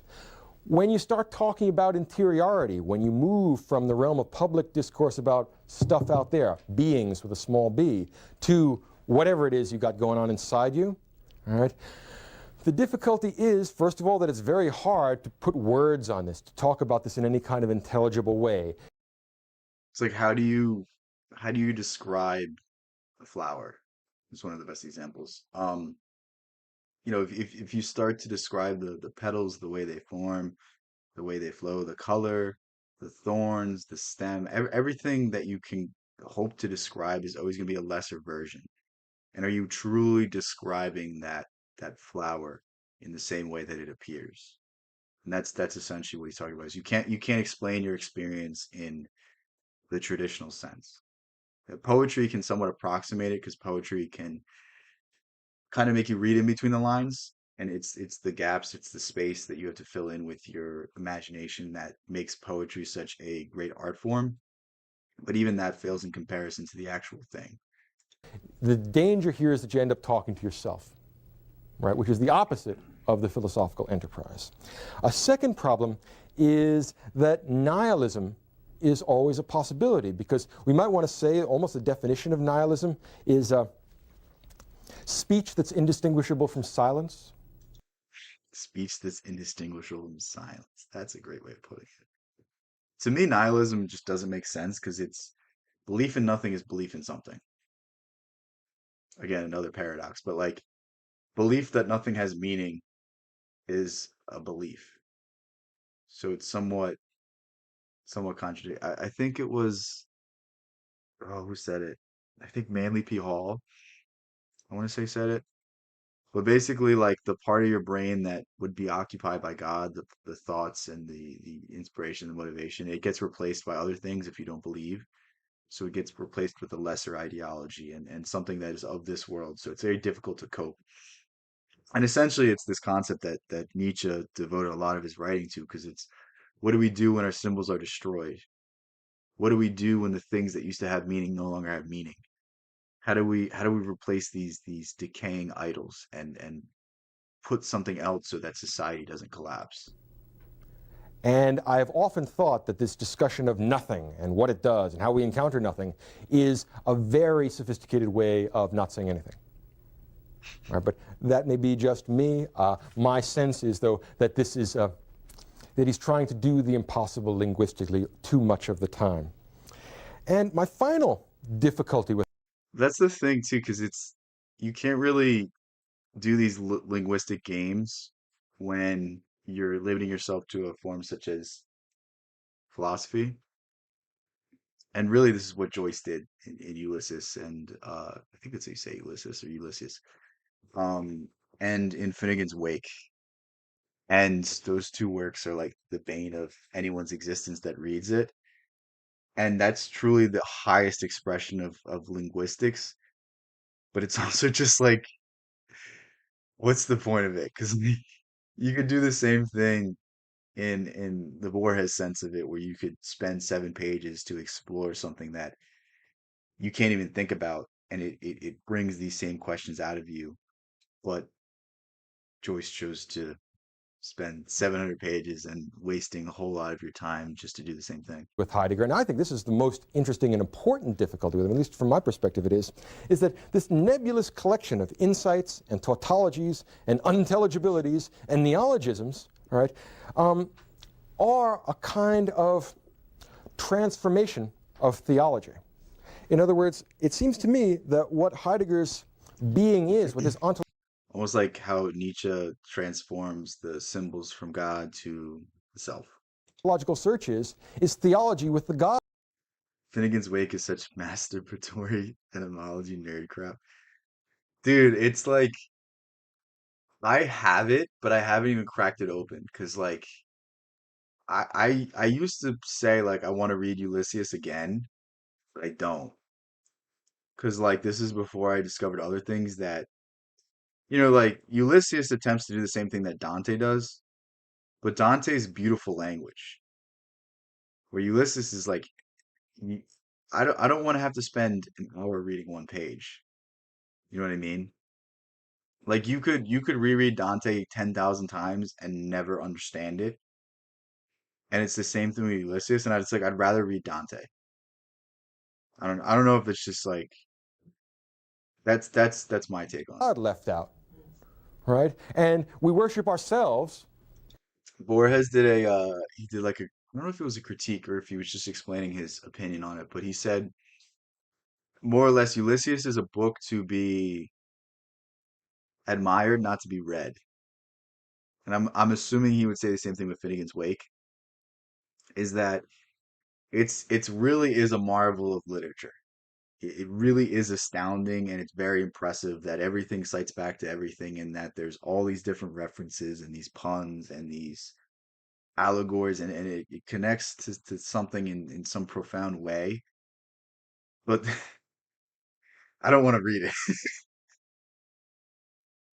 That's more or less what he said. And I read that I'm like, oh, he's so right. Like it's just it is a marvel, but it's not mine. It's not my marvel. And we have obligations to It's like I like the idea of it more than I like actually reading it. It's the same thing as Huxley's writing. Like I talk about Huxley a lot, but he's not especially interesting to read. The idea of him is more interesting than actually reading him. ourselves instead of having obligations to the deity. And our one obligation to ourselves is to be ourselves. Okay, I mean, this comes very close not just to solipsism, but to self-worship. I mean, what else is there to worship? There's only me. Solipsism is the great danger that recurs in all of these systems. Why? Because they're beginning from the inside and working out, and most of them never get out. That's the big difficulty. Generally speaking, and this is, I mean, I think tells us something about this kind of philosophy. It's had rather little influence, certainly in the Anglo-American philosophical world. Carnap wrote a scathing treatment of some of Heidegger, in which he said, That's weird because I feel like I've heard Heidegger a lot recently. I don't know if it's coming more into fashion, but I've heard a lot of people talk about him. this is a particularly unpleasant example of what happens to metaphysics, or what happens to your brain when you do metaphysics. In other words, this is the high point of unintelligible gibberish, and Carnap published a very unkind treatment of this. And you can kind of see why he would. Scientific guys are not going to want to hear about dread and death and stuff. So, tables and chairs. Because to me, what it seems like Heidegger's trying to do is he's trying to revamp Kierkegaard's idea of experience over understanding into a complete system instead of a specific idea. Because Kierkegaard's leap of faith is particularly in faith in something higher, faith in God, faith in an ideal, faith in something beyond yourself. And this is an idea that you kind of can't get so much on board with unless you kind of have some sort of theology. Atoms and physics and that kind of stuff. Well, where has it been influential? This is worth noting. In theology, Paul Tillich, the great systematic theologian, Heidegger, right, turned It's into actually theology. interesting. Think about it. I mean, he makes his debt to Heidegger tries to divorce himself from theology, but then ends up influencing it. Heidegger quite explicit. Those of That's you so that know the funny. work of Rudolf Bultmann, demythologized Christianity, this is all Heidegger. Heidegger redux. He's back to haunt us again. They just transformed the old theological problem into Heideggerianism, and then Heideggerianism into what is alleged to be a new theological problem. This is actually so funny. He'd be so pissed. May I suggest then that this enigmatic being, so central to Heidegger's thought, is in fact easily interpreted as the silence of God? That was a good video. All right, so we have this pulled up. I will move my face so I'm not blocking it. This is Zizek. I was told to watch something by him. Know nothing about him. I've heard the name, so hopefully this is good. Will be this. Do I give you a short discourse or it's quick exchange how it is? Oh, Okay. it's no, it's fairly free flowing. So I'll ask a question and you can I had to put on the captions right away. just go on. I'm not going to do. That's not good to Oh no, say it's not to good me. to. No, it's not. Discourse, I was gonna Because say, then, let's say, you I- ask me a question and you stop me at 10 to 2. Yeah, no, yeah, exactly. That's it. Don't- Look, if I want to come in, I'll go like that. Floorball, you excited? We're finally getting into Zizek. Is that how you say it? No, you should be more like this innocent devil. You should be a little bit more explicit, you know. Bro, I wish he wore those glasses too. Is that him? No, it's not Slavoj him. Žižek, welcome to How the Light Gets In. It's an honor for me to be here. In an age where many say ChatGPT can now outsmart humans, where ChatGPT is so dumb. And I don't know if it got dumbed down or they're reducing its capacity. But I used to have ChatGPT write code for me because I didn't want to learn the syntax of Microsoft what is it, VBL or something like that. Um, I didn't want to learn the syntax of some stupid coding language, so I was having it write code for me, and then I was like checking it, and it was really good. And then I tried to do it the next year, and it just could not do it. It really couldn't. It's like G and bourgeoisie. Give me the phonetic. I don't know how to. I try to apply that to the name, and I'm looking at it, and I'm like, I don't know. I don't even know what it means. science is often worshipped as the basis of knowledge and an advancement in behavior is studied under psychology. What's the point of philosophy and how should we think about the role of philosophy today? Philosophy is the basis of psychology. If you read Freud's interpretations of dreams, he's citing Goethe, he's citing Schopenhauer, he's citing all these different philosophies. It really is the baseline thinking of it. Listen to the interview, say it again. All right, I don't know what part he did. I'll figure it out at some point.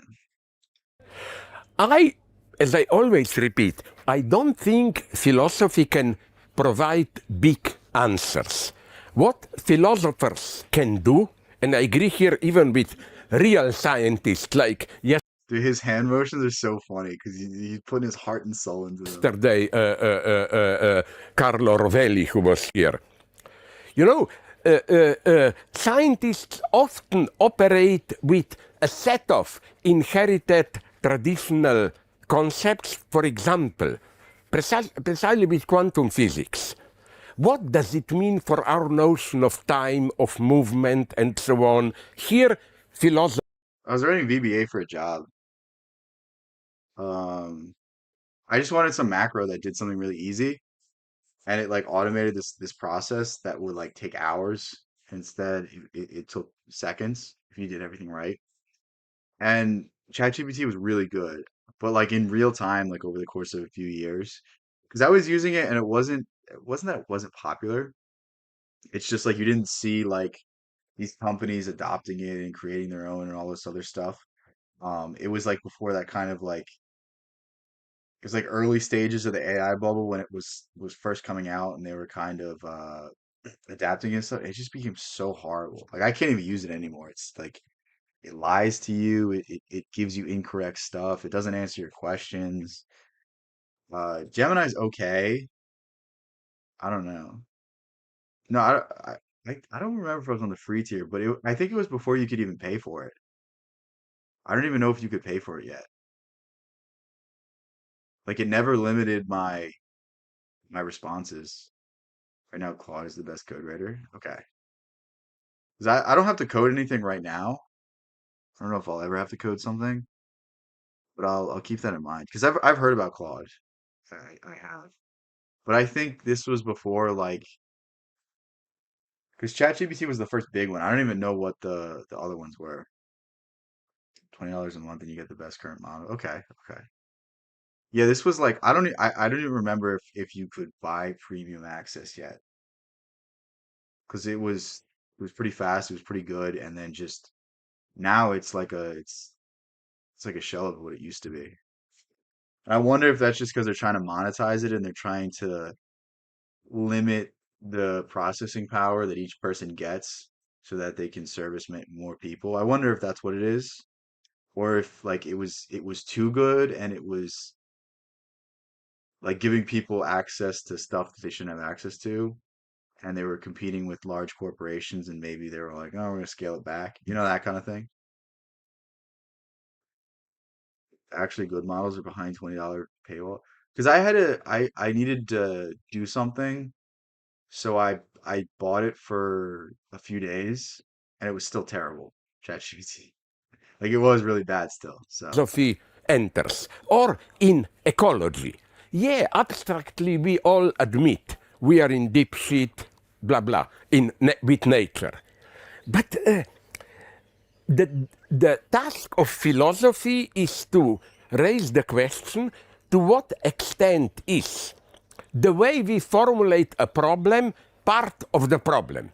What, for me, truly dialectical, leftist, whatever, philosopher would say to ecology is, let's see, because you never perceive a crisis in a general way. Let's I have no idea what he's trying to say. see concretely, and you immediately see with a conservative ecologist who think, let's return to old local communities and so on. We So he's just talking about dialectic. What is? I don't know why he's tying it to general philosophy, but I guess We we'll have see. state ecologists. They were very popular in East Germany, Soviet Union. We need a well-organized, almost totalitarian planned state. It didn't work. We have capitalist ecologists, even some leftists, who claim you can simply regulate it by taxing more products and so on, all that. So as a philosopher, my point is not some divine Platonic ideas, but very practical orientation. Okay, you are saying this. What does it mean in practice? Here, things may get me into trouble, but especially, for example, with Is he just saying the why of things? Why are you doing this? What is it going to do? regard to feminism. I think I can say this honestly, with all my bad jokes. Totally pro-feminist, but I always suspected that what we vaguely identify as woke or cancel culture and so on, that there is something even upper middle class in it, and that the secret target are ordinary people. I know in United States. This is why you see, okay, I don't know how to explain this aside from like because the middle class is kind of shrinking. This is why you see cancel culture doesn't work anymore because it's like you see people just saying crazy shit on the internet. It's like they're almost daring people to cancel them because they don't have any other option aside from to be like some sort of grifter online. It's very weird how it's like people are almost using cancel culture to their benefit now. Like, oh, I got banned off this, I got banned off this. I have a GoFundMe now. It's very weird. I don't know if you started to notice that, but it's something that I'm seeing more and more online. In a typical discourse at a university, they, of course, their secret target is, but you know, Hispanics, how they treat women. No, for me, struggle for, I always like to use this example. What I didn't like at Me Too is, do you remember when it began to explode in public? It was focused usually Some people have said it was to because the Epstein stuff was starting to come out, and some people say it was covering that. It's crazy because like they pinned it all on Weinstein, but there's a lot of worse people there that like didn't. They kind of just gave you one guy and didn't get the real problem out. usually on one scene. At a party or in a pub, you men try to pick up a woman, and when do you exert pressure on her? When do you go too far? And my argument, and so many women accept it joyfully, this is, listen, okay, but for me, the tragedy is not if you are a rising movie star and the producer tells you, go to bed with me, otherwise you don't get the role, okay, it can hurt your career, but isn't it the true horror? You know who said this once publicly? Your leftist actress, Kirsten Stewart. I have no idea. This is weird. This guy has an interesting perspective because I'm not saying that I'm trying to pin him down, but I'm trying to get an understanding of him. And he's going all over the place.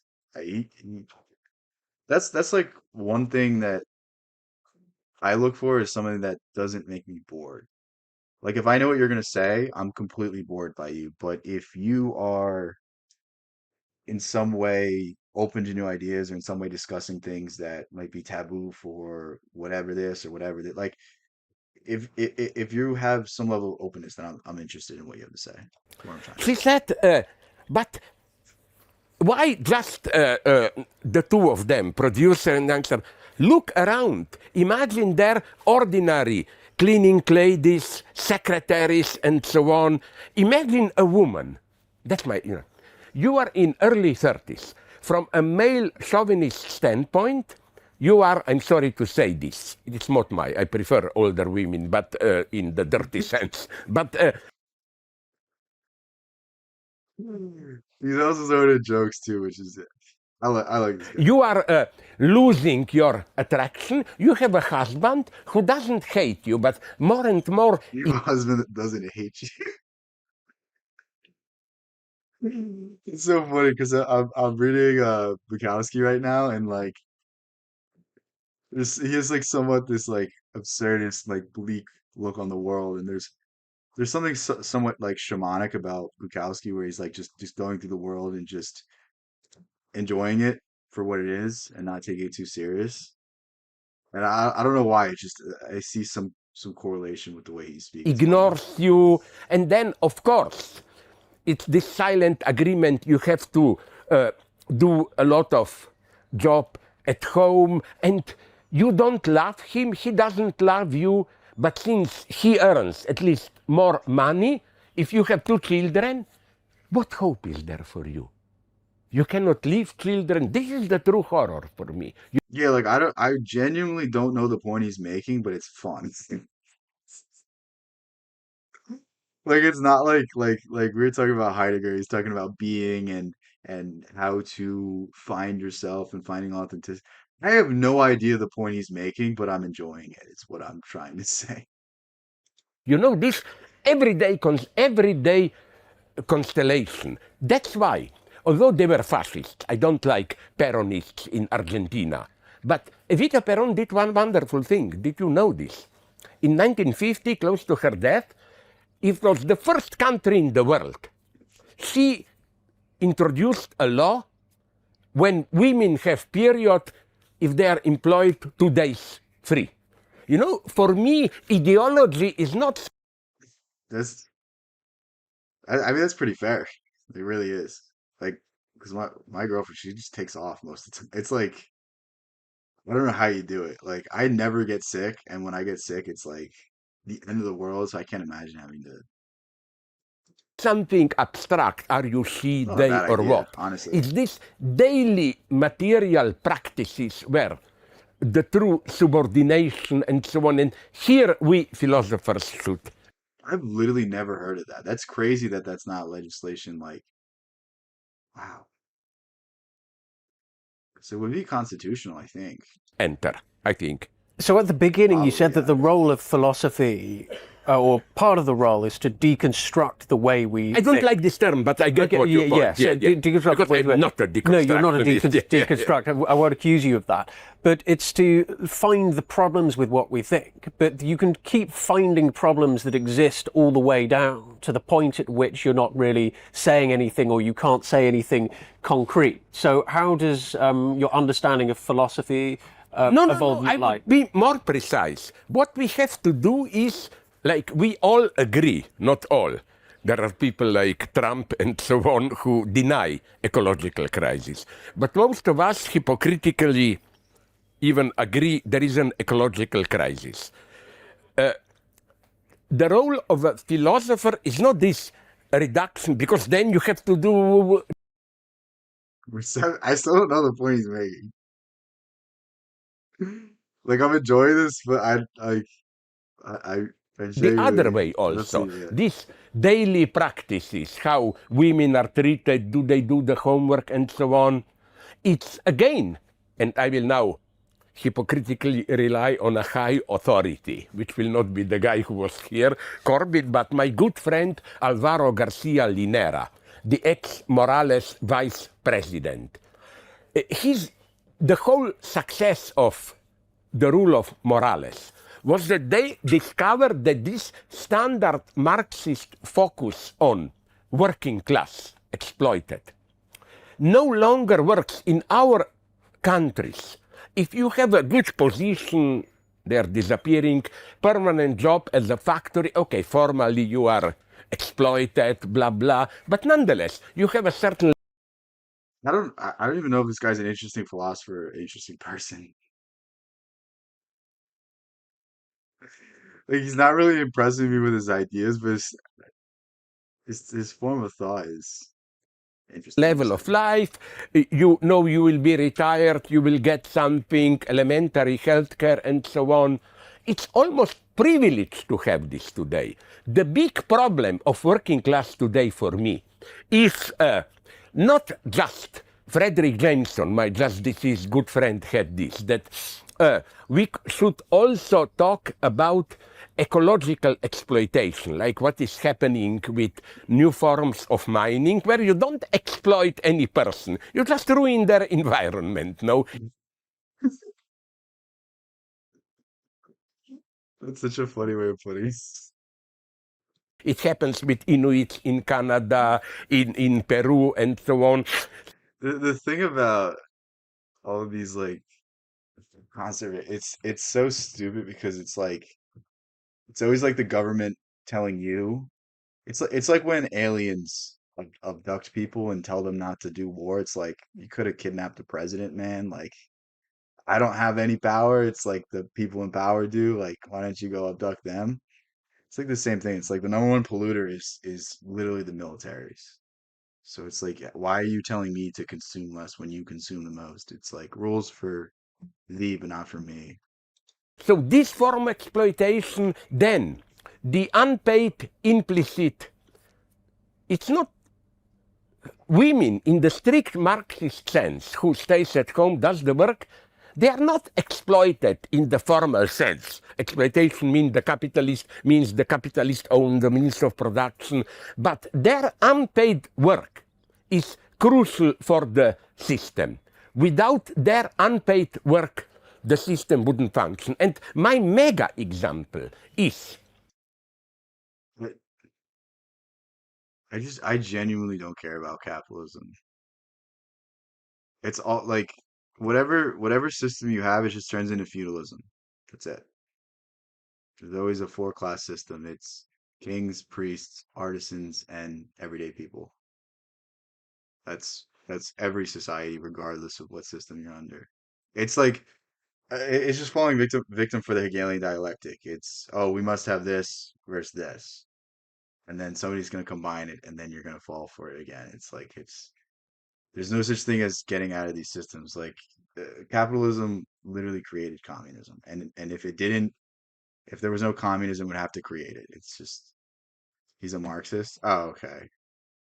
I mean, I don't really care about like there's so many more interesting things to talk about than aside from economic systems. It's just like you know what I mean? It's like you're never gonna convince me that one side or the other is better. I don't think either of them are good. I guess you could say it's like the lesser of two evils, but again, that's like a it's like a dumb argument to make in and of itself. It's like you have to vote for this person because the other person's bad. Like, no. Like me participating in the system continues the system. Me not participating removes me from any sort of these things. this is where I, up to a point, agree with the guy who is, I think, already crawling around here. All right, we'll We've skip talked to it. about the role of philosophy in politics, but I want to talk a little. I just think there's no Timothy Leary said it best. cr crazy guy, but he has some interesting ideas. The only right way to talk about politics, the only proper way to talk about politics is to do so on all fours. I think that's the. I'm gonna get more coffee. I'll be right back.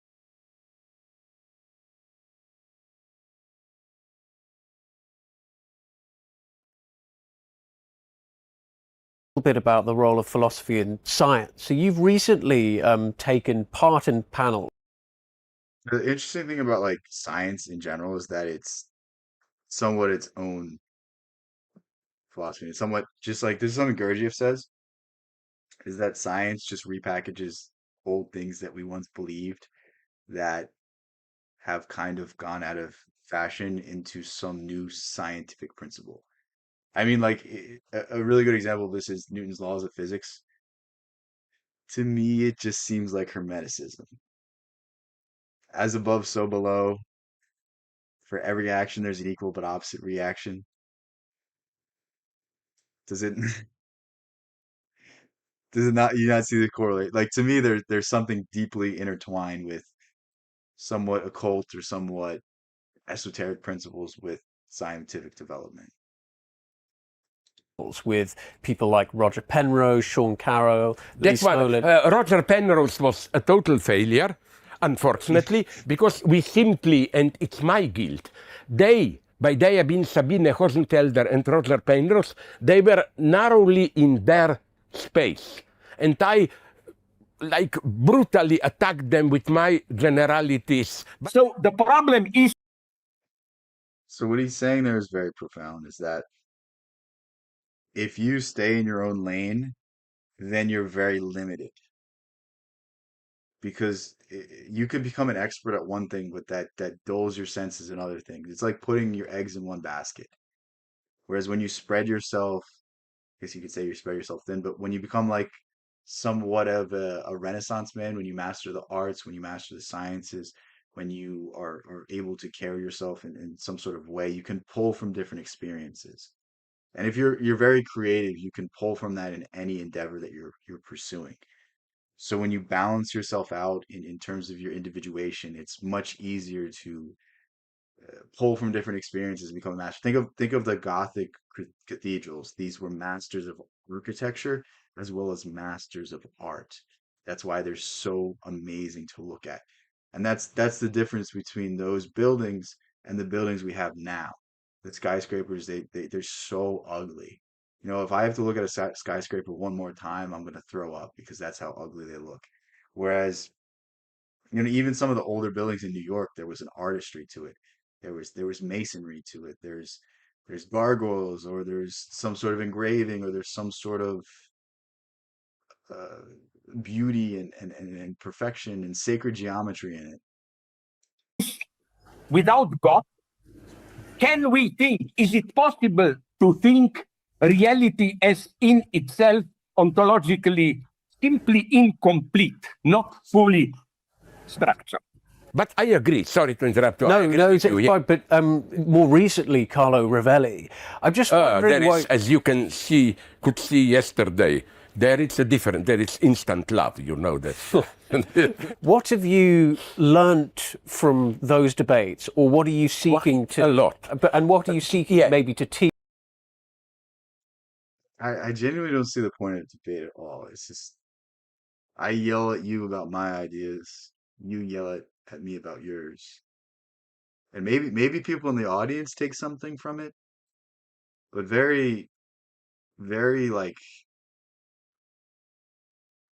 I don't know, maybe you learn about your position more strongly, but I don't see the point in debate. But again, my studies aren't for the sake of being right. I want to be proven wrong. I want to be I want my mind to be changed. I want you to be right.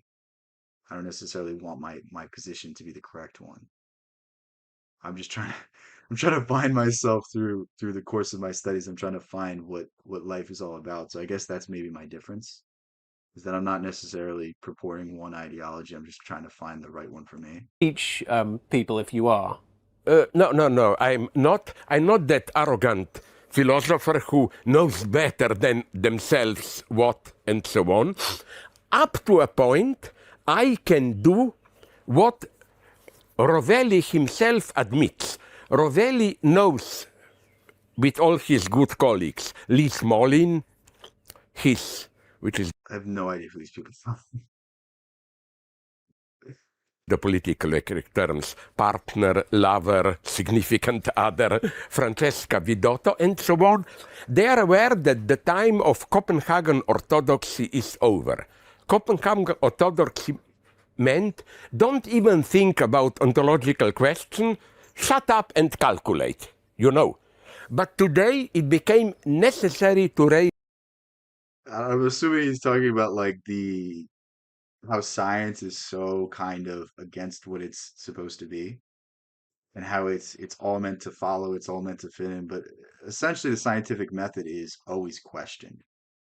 And it's very weird how the idea of science today is no longer that. It's, oh, there's this study that establishes this, there's a study that establishes that, but like I mean the true essence of science is to question things. The true essence of science is to prove things or disprove things. And there's this very weird appeal to authority. It's the same thing as law as well. You wouldn't think so, but law really is an appeal to authority. It's an appeal that the past way of doing things were correct. And I see why.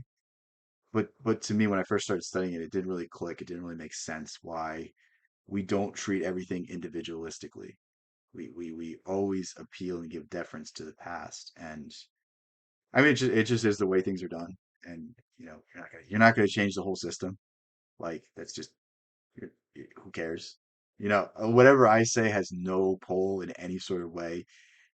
Even like the smartest, most intelligent, most well-read, most respected authority, if they go against the system, will immediately be destroyed. So there's no point in trying to change things. There's no point in trying to alter things.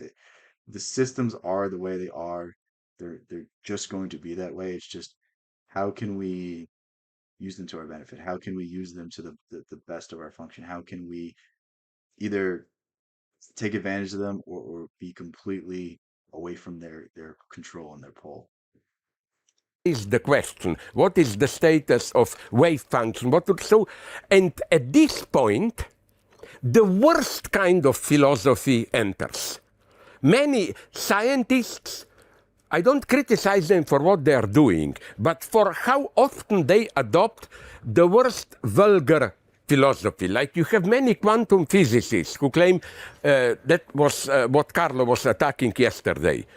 Observation only constitutes reality, so we are back in subject. That's one point. Second, much more important point is the basic philosophical one. I try to remain a materialist, but I think that to really account for human subjectivity, you cannot do it within the frame of this old notion of materialism, which is very primitive one. Empty space and look, small. Again, we're at not the Hegelian dialectic, the Platonic idea of forms versus the Aristotelian idea of forms. So what Plato said is what we see is not exactly what is. And Aristotle is what we see is. And when we get into these ideas of quantum physics and these things that we kind of can't observe in a sense, that it's very difficult to understand what's really going on, it's somewhat limiting to only see it in one way. This is the Schrodinger's cat. Is it a paradox? I'm guessing it is, but the Schrodinger famous story, he has a cat in a box and it has radioactive material that's going to decay and kill the cat, and you don't know if the cat is dead or alive until you open the box, which is essentially just the idea that observation breeds existence. That once you spot an electron, it's there. If you don't see it, it doesn't exist. Until we observe it in the spot, then it's there. It's very difficult to explain. That's why you use the Schrodinger's cat. Balls of matter fly there. I'm like starting to like not be able to explain things, and we're only 2 hours in exactly. Here, I think, quantum physics does it, and most important, I think that if you apply the model, basic model, I simplify to the utmost, of quantum mechanics, which is this idea of superpositions of states, and then collapse, which is a contingent collapse, and attached with this the notion of hologram, which means at every moment, after we have a collapse, other alternatives don't simply disappear, but they are retroactively constructed as part of a new narrative. This idea of changing the I don't even know how to begin to. I see what he's saying, but I don't begin to know how to explain it. past, not magically. What happened, happened. I'd have to draw it. This is what we should apply today to history. With all my respect for Marx, where I'm critical of Marx is that there still is very strongly present a kind of progressive evolution or teleology, like I think Marx is right in a lot of his observations, but I don't think he's right in his prescriptions. That's what I give him. I think it's really easy to point out what's wrong with things. I think it's harder to replace it with something better. And I think any system, regardless of what it is, whether it's a philosophical system, whether it's an economic system, whether it's a government, they all work in practice, but they all work in theory, but they don't work in practice. Thomas Sowell said something really interesting. It's like he's talking specifically about liberals, but he doesn't see the irony that Republicans are the same way. But he says that these policies treat people like they're blocks of wood, but people aren't blocks of wood, so they're not going to move as you expect them to. Um, and it's just an easier example of that's everything. Everything in theory is going to work a set way, but we can't begin to model or predict how things are actually going to work in practice. he is open. We may screw it up, but basically history is moving towards socialism, communism, whatever you say. No, Feudalism. Well, I guess it already is feudalism, but like, what is property tax if you own land? You're paying to your ruler. I mean, I don't know if like people are ready for these conversations, and like I think this is a very like whenever you talk about politics, I think it's just like it's just a dialectic. It's meant to distract you. It's meant to divide you and get you away from what's really happening. Is that there's people in power that have been in power for thousands of years, and there's people that are behind every government that control things and have influence over things. And what's the point of being involved in politics? I see no point. Regardless of who's in power, they're gonna pass laws that restrict your rights. Every single law in some way restricts your rights. So it's like, why even care? I genuinely don't see like any point in getting it caught in this cycle of monotony. It's the same thing as like following the news. Like, what is following the news going to do for you? All it's going to do is make you more anxious and fearful. All it's going to do is take time and energy away from what you can do, what you can control about your life. You can't control what decisions being made. Even if you vote, it's being proven right now. Even if you vote, the politician is going to do the exact opposite. So like you really have no say. You really can't do anything. What's the point of even trying? What's the point of and I'm not saying this to be like a doom. I'm just saying like there's far more important things in your life than who's in office or who's controlling things. Like it's just I, things aren't as serious as we make them out to be. The world isn't ending. Maybe it ends one day, but it's not ending today. So just go about your life, man. No, and it's not even enough what Rosa Luxemburg said. Everybody likes to, the future will be socialism or barbarism. No, Stalin proves that it can be both. Stalin proves that it can.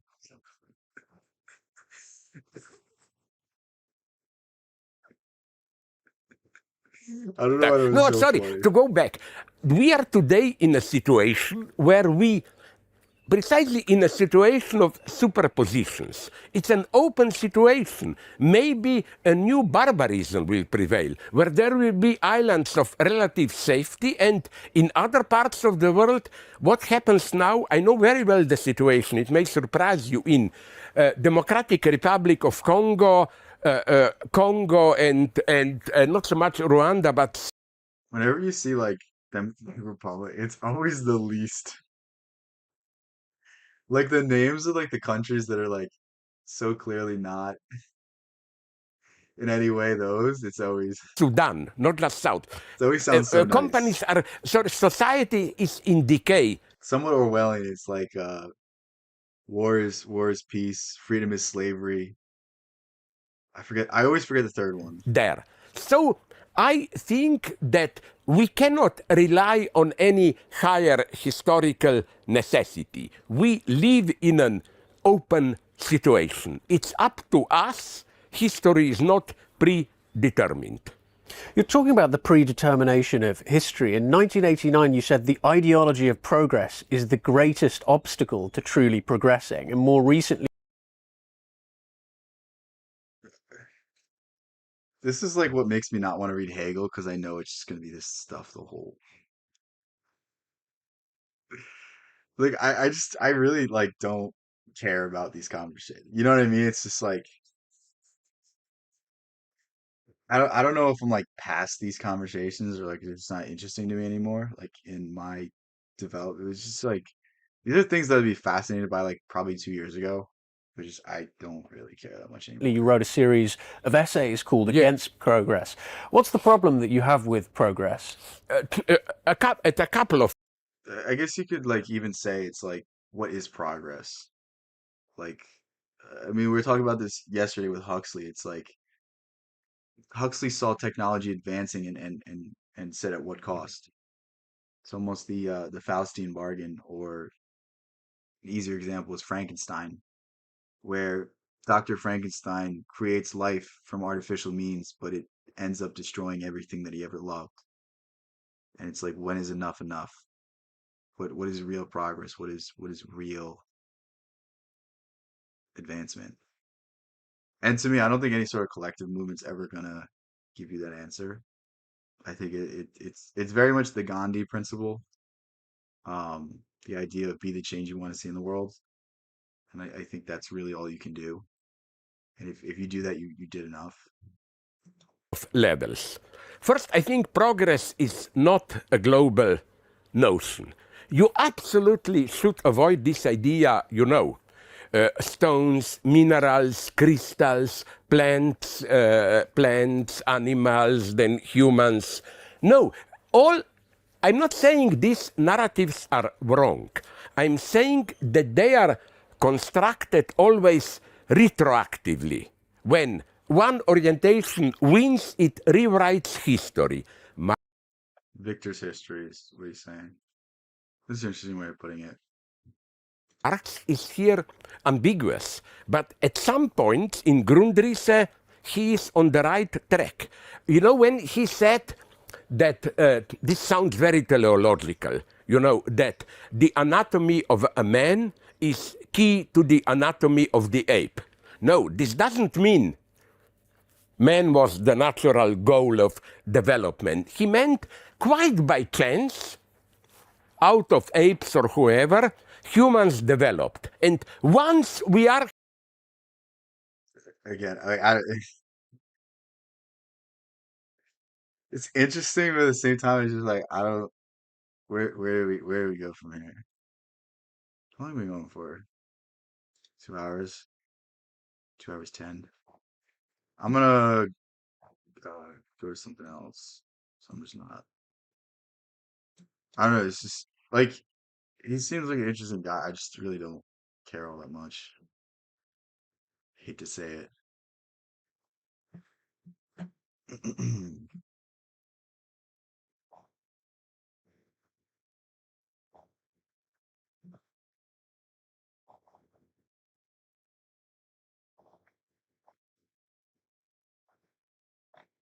Why is my feed so bad right now? Sorry, I'm trying to look for something to put on.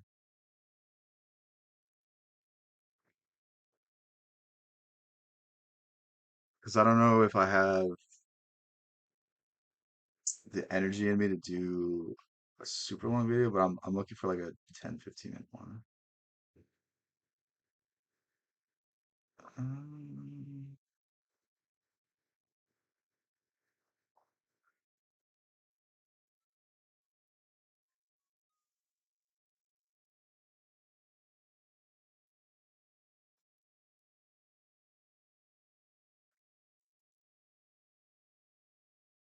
you failed. You haven't failed me. He's interesting. It's just like I don't know how to explain this, but like I don't. I'm just not. I don't care about the world. Is like it's a horrible way to say it, but it's just the truth. Like I'm past worldly struggles. If that makes any sense. Like to me the idea of anything like political or anything like contemporary, I'm interested in the infinite. I'm not interested in the mundane. And it's not that like I see the world through symbols. I don't see the world through like people or things or movements. And even like I don't even see the way I view politics is I see them as collective.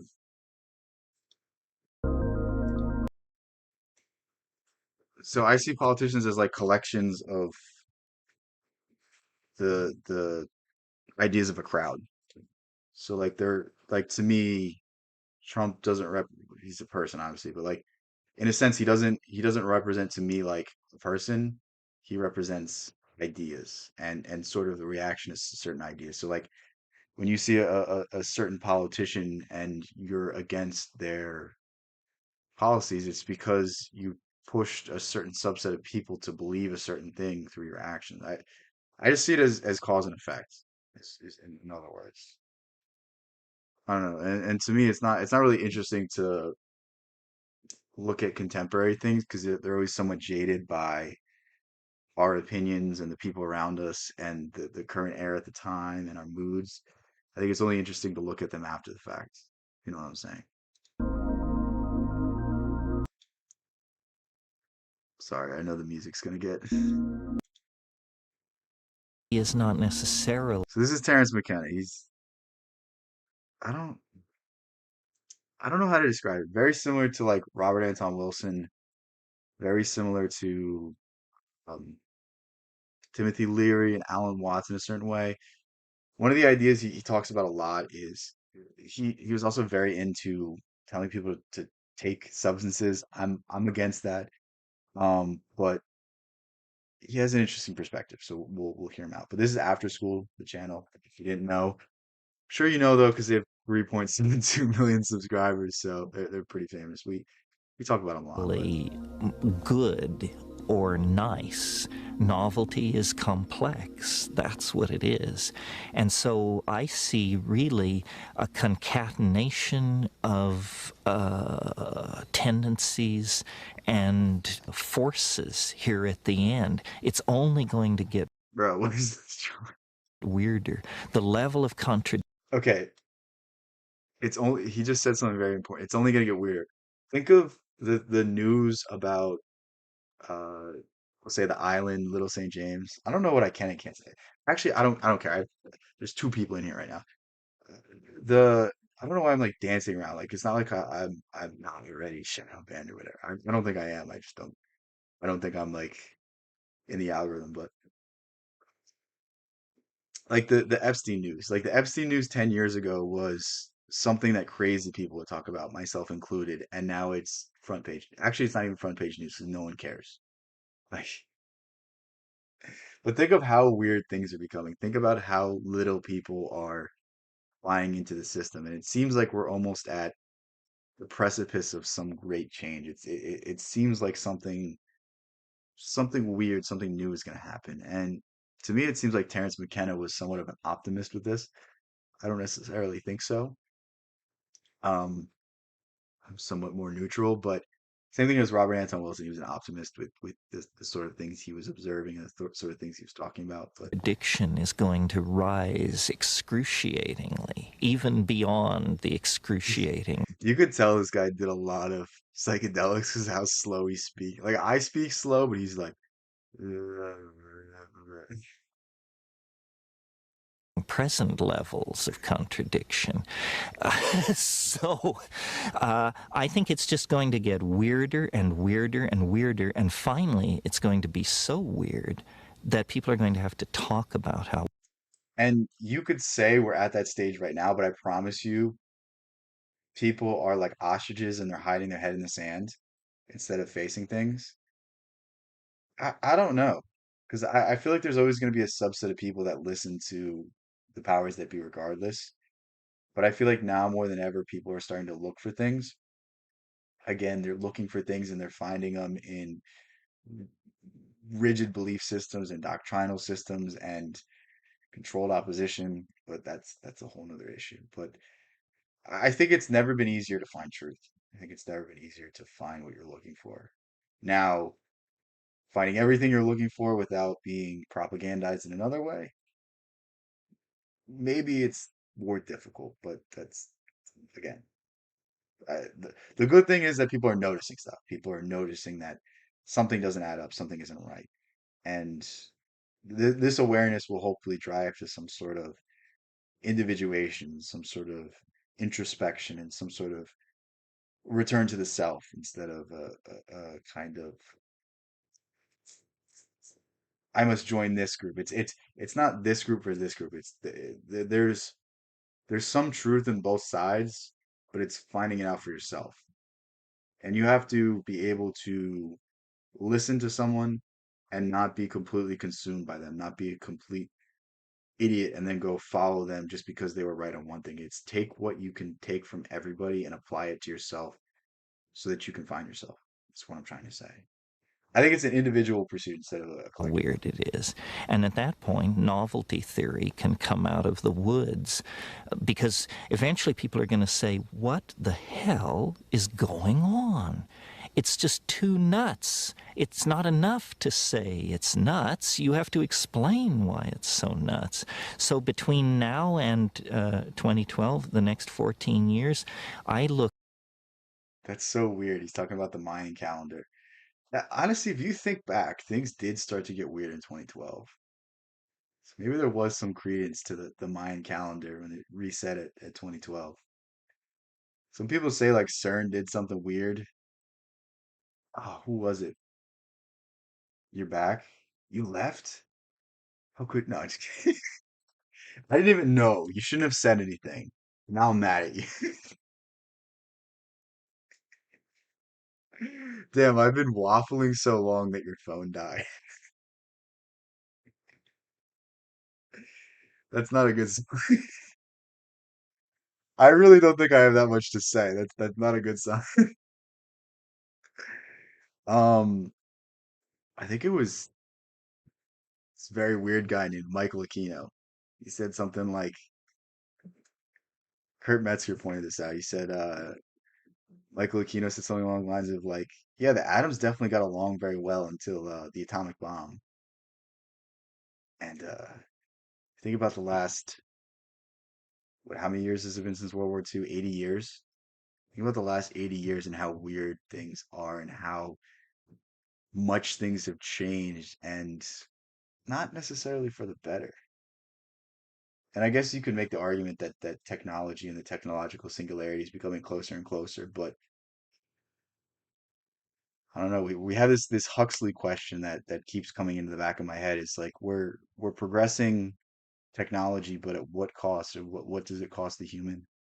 Look for the invention of artificial life, the cloning of human beings, possible contact with extraterrestrials, possible human immortality, and at the same time, appalling acts of brutality, genocide, race baiting, homophobia, famine, starvation, because the systems which are in place to keep the world sane are utterly inadequate to the forces that have been unleashed. It's an interesting way of thinking about it. It's like the enemy knows that they're gonna go out, so they're gonna try to take as much as they possibly can. They see the end in front of them, and they're gonna fight as hard as they The can. collapse of the socialist world, the rise of the internet, these are changes so immense. I like. I think you were saying this yesterday, Lorival, but you're like, it's a shame I wasn't born 20 years earlier. And I'm like thinking back to how the internet used to be, and I feel like I would have so much fun with it. Because I feel like it used to be so much less corporatized, so much less just about buying things, and more about communication. You think about like people talk about like how forums used to be so cool and how all these things used to be like crazy and just people having a good time talking shit. Like that seems like the good old days. Where now it's like it's just I don't know, discourse is just so boring. It's just like half people are just was it engagement farming with rage baiting and stuff. Like it's just like I don't know. It's just I don't have fun on the internet anymore. I guess I do have fun on the internet, like doing stuff like I'm doing right now. But it's like when I see myself doing this kind of stuff, like when I see myself online, I'm just it's not the same. I wouldn't be on forums, dude. I am a nerd. I'm not like a nerd in like the traditional sense of things. Like I don't play video games or I don't really do that stuff. And like I physically don't look like a nerd anymore, but like it's just I'm just because I'm big now, it's like I don't look like a nerd, but like I promise you I'm the biggest nerd ever. Look at all the stuff I'm interested in. Try to tell I love Dante. I love Shakespeare. I like reading plays. I like reading poetry. I write poetry. Tell me I'm not the biggest nerd ever. I might not be like a nerd for this century, but like 2 centuries ago, I'd be such a dweeb. Like I'd get bullied. People would hit my books. Like whatever forms of bullying existed back then, I'd be getting it. Dude, it's just because I'm 6'6" and like I I have the physiology I do that I look like a giant. I'm not at all. I promise you that. Like just because I look that way, that's crazy. I promise you, I'm the biggest nerd ever. I out of nowhere, I just started looking like this. I was 100% a nerd. I promise you. I promise you. I was so weird in high school. It's just that I realized I looked like this, that I act like this now. You know what I mean? Yeah, for sure. I'm a black sheep. Like the reason why I have the personality I do is because I didn't grow up being physically athletic. Like I grew in I'm athletic now. I wasn't when I grew up. And I'm I like I obviously I know I'm good looking now, but I wasn't when I grew up. So it's like that's why I am who I am. If I was this my whole life, I would be the most boring, nothing between my ears type of person ever.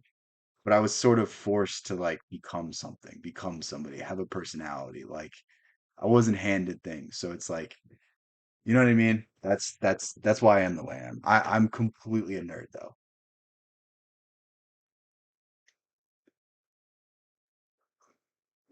It's so funny because my girlfriend is too.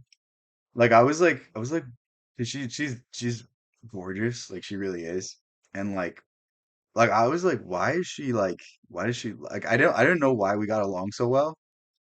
And then I found out when she like when she was younger, she would just like sit in Minecraft servers and play all day, and I'm like, oh, she was a nerd too. Like she had a glow up too. That's why it makes sense. And like it didn't click before I realized that, but when I realized that, I was like, oh my God, that's why. That's why we get along so well, because we're both really weird inside. Like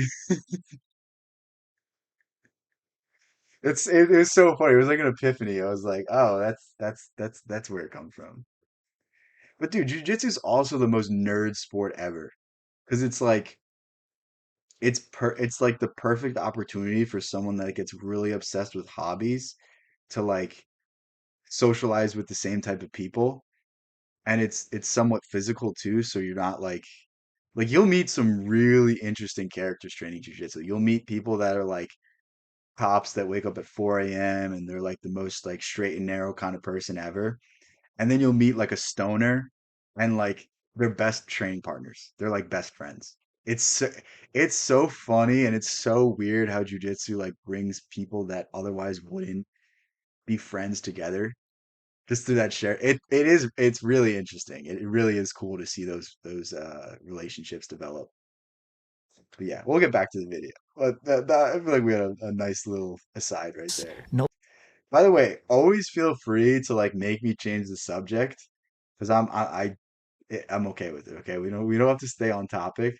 I just do these videos so that like I don't just rant randomly for 4 straight hours. I don't know if you guys want that either. I can. That's what I used to do, and they were fun. But I'm not going to give you a cohesive thing that you can do anything with. It's all Joe Rogan's fault. In a way, yeah. I think like because that's where I started like because I started watching UFC and then I would see like the interviews with the fighters, so I started watching that and they started talking about jujitsu. And I'm like, oh, this is cool. I don't listen to him anymore if he has a good guest, but that's the problem with like most podcasts is most podcasts it's it's for the guest. Like I would never listen to just Joe Rogan for the sake of Joe Rogan. I would listen to him if he has somebody that I want to hear from. Like the John Kiriakou one. I watched that whole thing on a plane ride. I was like that was one of the most riveting podcasts I've ever watched. Um and same thing when he has Kurt Metzger on. I finished those ones right away. Dude, Kurt Metzger is the greatest podcast guest of all time because he goes on and he just starts like rambling and he's like telling people stuff that they didn't even like begin to consider. And like in real time, they're realizing their entire life is a lie. And he does it repeatedly. Like he just goes on these small podcasts and he's like, yeah, you didn't know about this. How'd you not know about this? How'd you not know about this? And then people are like dumbfounded by the end of it. It's the most entertaining thing for him to just like educate these people in real time and make them understand their whole worldview is incorrect. It's so funny. Dude, John Kiriakou, I don't like I it's not even that I think he has bad political analysis, but like I I try to watch his podcast and I just it's not even close to the level of interesting as him like telling a random story about like what he did on some Tuesday like 20 years ago. Like whenever he goes on a podcast, I'm just like I love this guy so much. It's so funny. He does cameos now, and I told my girlfriend that if she doesn't get me one for my birthday, I'm going to break up with her. Well, I didn't say it that way, but I I sort of implied it. It's not actually serious, but like it's, can you imagine John Kiriakou wishing you happy birthday? Like that I could die happy if I had that. That would be the greatest thing to ever happen to me. Dude, he is just all the edits of like I don't know why he became like viral overnight, but I'm so here for it because most people that go viral just don't deserve it. That guy deserves it. But the like gif of one janitor versus 47 cruise missiles, it makes me laugh so hard every time. And I don't know if you watched the one where he argues with the other spy. Oh, what's the guy's name? The guy with like the hair. He's my mortal enemy, not because of anything he says, because of how nice his hair is.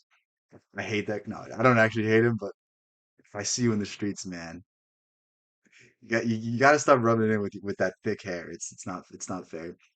Um, but him arguing with that guy is the funniest thing ever because you're like, you see a former CIA agent arguing with a real CIA agent. He said he's gonna hike the prices for the cameos. I will pay John Kiriakou whatever he wants for him to wish me a happy birthday. If I have to give my entire life savings just to hear him say happy birthday, I will. I'm okay with it. Like I'm cool with it. You know what I mean? Like some things are worth the money.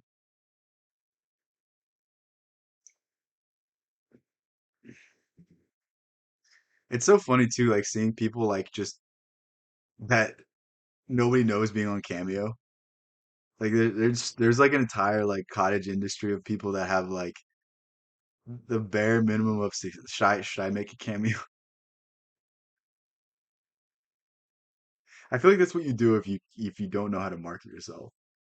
Like Kiriakou is in an interesting place though, because he's like the videos of him going viral aren't actually him, so he's not making money off of it. So I see why he's doing it. But like if that's all you can do, it's weird. Nobody could imagine them ever happening. And now that they have happened, nobody even bothers to mention what a big deal it is. The fact that there is no such thing as the Soviet Union, people never talk about it anymore. But when I was a kid, That's so weird to think. Like I don't even like the Soviet Union had came and gone before I was even born, but like to a lot of people that was like their grand enemy and their the biggest like source of propaganda against them. He said he has no official TikTok account. Yeah, I mean, why would you? Like TikTok's just the algorithm is great, but the problem with TikTok is that like it's just QVC for young people. Like it's like half of the things are just ads, but they're not like actual ads, but it's just people selling stuff. And then there's like all the dog influencers, they all they do is sell products. It's so annoying. Like I just want to see your pet. I don't want to see you like sell me something. I don't even have a dog. Like why are you selling me products? Just want to see your dog get pet. Like the notion that that would ever change was beyond conceiving. So the good news is that as primates, we're incredibly adaptable to change. Put us in a desert, we survive. Put us in the jungle, we survive. Under Hitler, we survive. Under Nixon, we survive. where's this Nixon slant? What? Nixon's like unironically one of the better presidents, but Nixon's his ego like kind of got the better of him. But he's like one of the only presidents that wasn't from like a royal bloodline. Like he was an outsider. He kind of like was self-made. So in certain ways, I have more respect for him than I do most other presidents.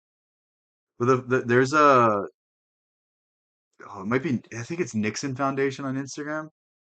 They put some great like edit out, and I was like, I love Richard Nixon after this. Like the propaganda worked on me. It was so it was so good. Like you know how you see like the TikTok edits, and you're like, this is the greatest thing. I like this show again. Like there's unironically been so many shows that I start rewatching simply because I saw a good edit of it. And the 30-second video changed how I saw Nixon. I hate to say it, he had so much aura. It was cool. We can put up with about anything, and it's a good thing because we're going to be tested to the limits. The breakdown of anything, and this is why the right wing is so alarmed, because what they see going on is the breakdown of all tradition, all order. Have I seen the bugged Nixon phone calls?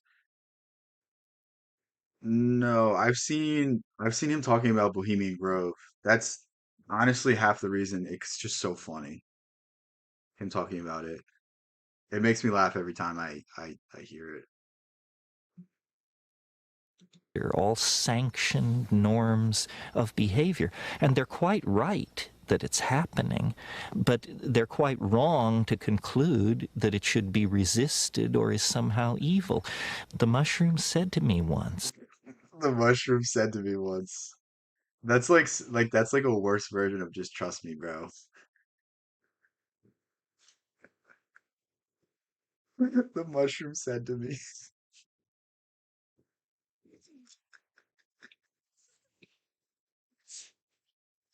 Like imagine I don't know why I'm like taking this like to this length, but like imagine like writing a paper and you're citing like the mushroom said this to me.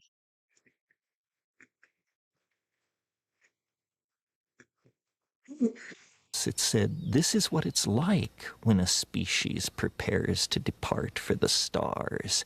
You don't depart for the stars under calm and orderly conditions. It's a fire in a madhouse. And that's what we have, the fire in the madhouse at the end of time. This is When people say this kind of stuff, I just hate how they make it like left or right. It's like it's both.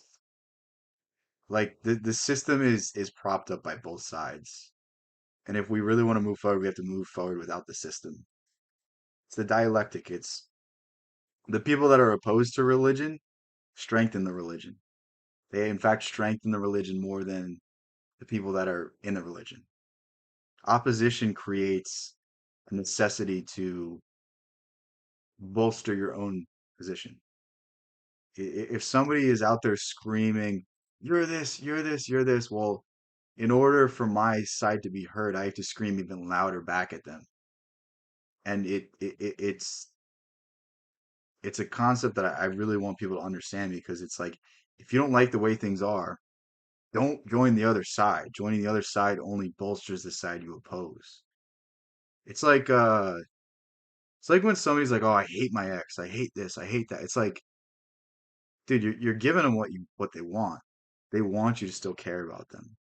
They want you to still look at their Instagram or look at their posts and be sad that there was somebody else now. It's like you're literally falling victim to exactly what they want. Like the only way to get revenge is to forgive, is to move forward. I mean, that's really why like most of these people really warp the true teachings of Christ, and that's why these institutions are completely against the true essence of it. But now we're getting into like very philosophical terms that we don't really need to get into. what it's like when a It was species revealed to me by the prepares to mushroom. move on. Dude, I hate how like I'm not saying that they can't help because obviously there's some research in the 60s that was like somewhat promising and then it got buried and banned and you know more profitable pharmaceuticals were pushed instead. And that's a whole argument of things, but it's like you don't really need any of these chemicals to get to altered states. You just need like deep meditation.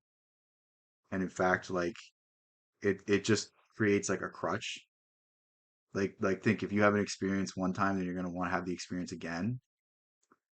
But like you can get to these altered states of consciousness simply through your own practices. Not that you would even want to. Like I don't even like my deepest meditations, I don't want to replicate them anymore. I like if it happens, it happens, cool, but I don't want to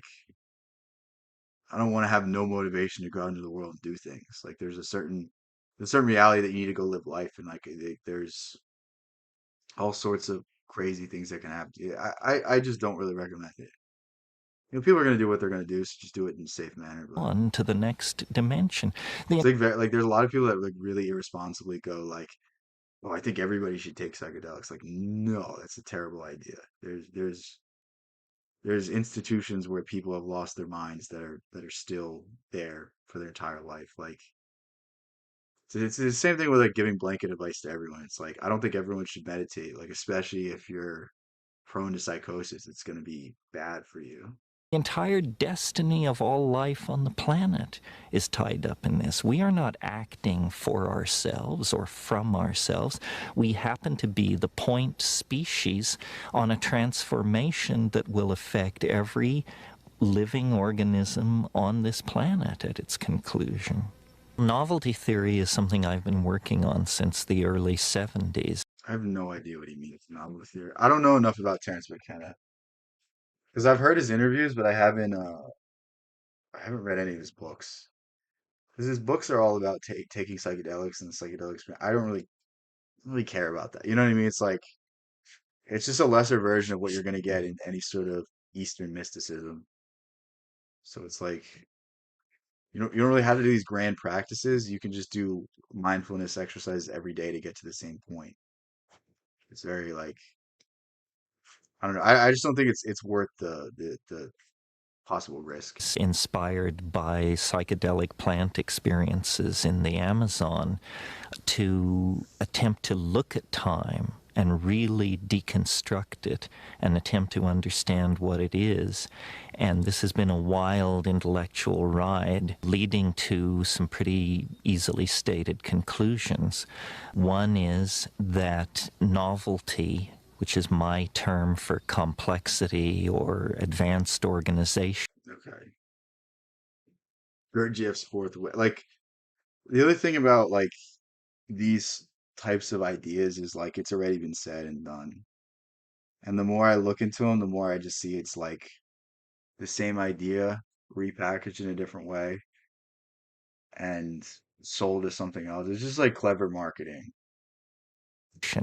Novelty increases as we approach the present moment, the universe you and I are living in. Like in a certain way, it's like it's good that I see these repeating themes, but in another way, it's like more difficult for me to be moved by anything. Like a lot of the books that I read now, I'm like, if I read this like 5 years ago, it'd be revolutionary, but it's really just reiterating things that I've already understood. Like it's very rare where I'll read a book and it like completely fundamentally changes the way I see things. Like Dante's Inferno was that for me. But like now I can only really take away one or two new things, one or two new novel ideas that like how do I say this? Like ideas that I've seen in other things, but I didn't recognize in that way, and that new context brings me a new form of sort of seeing it, and it in some way inspires me. But now it's like I don't know. I guess this is a natural progression of studying things and of learning things is that you kind of see that you get to a point where it's very difficult to impress you. It's very difficult to bring you a new sort of way of seeing It's a things. far more novel and complicated place than the early universe was. Well, some people would say, well, that's just a consequence of the unfolding of developmental processes. But this asks the question, what are developmental processes? Why should the universe have a preference for order over disorder, especially when we have something called the second law of thermodynamics, which tells us exactly the opposite. Physicists believe the universe is running down ultimately into a state of disorder. But what I see is everywhere the emergence of more and more complex forms, languages, organisms, technologies. Again, this is where you see the optimism angle of this. Like a lot of people take the doom and gloom of this as like, oh, things are going to become so different that we can't recognize them and think of like the idea of being a conservative. It's like we must go back to the old way of doing things. Broad sweeping overgeneralization, but essentially like you have people that want to progress and people that don't want to progress. And I'm not even talking about political. It's like it's like an eternal struggle when you see sort of developments in ideas and developments in humanity. I'm so dumb. It's the Hegelian dialectic. Thesis, antithesis, synthesis. It's just an idea comes out, people are going to oppose it, people are going to say no, we can't change. And then somebody's going to combine these two and then it's going to create the thesis, antithesis, synthesis. technologies, always building on the previously achieved levels of complexity. So that was one of my insights. Coming out of that insight was the further understanding that this process of complexification through time is not proceeding at a steady rate. It actually follows a kind of asymptotic curve. In other words, it's happening faster and This is so think the more technology you have, the faster technology advances. That's what he's saying. So the it's just like what is it called? There's some chart where it's like the processing power and it just goes up and up and up. Um and this is what's referred to as the technological singularity. And this is something you see a lot in like new age stuff, is that we're hitting some point where technology is going to increase instantaneously and it's going to create some form of utopia. I don't really think it is.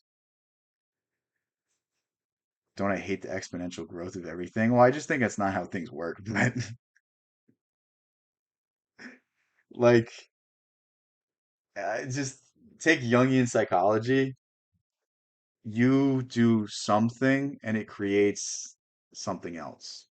Like every action you take creates some sort of shadow movement. So it's just like that. It's like we might grow exponentially in one way, but we're going to decline exponentially in another.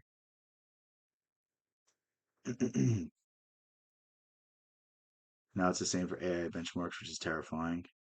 I don't trust anything coming out of AI though, because it's just a bubble.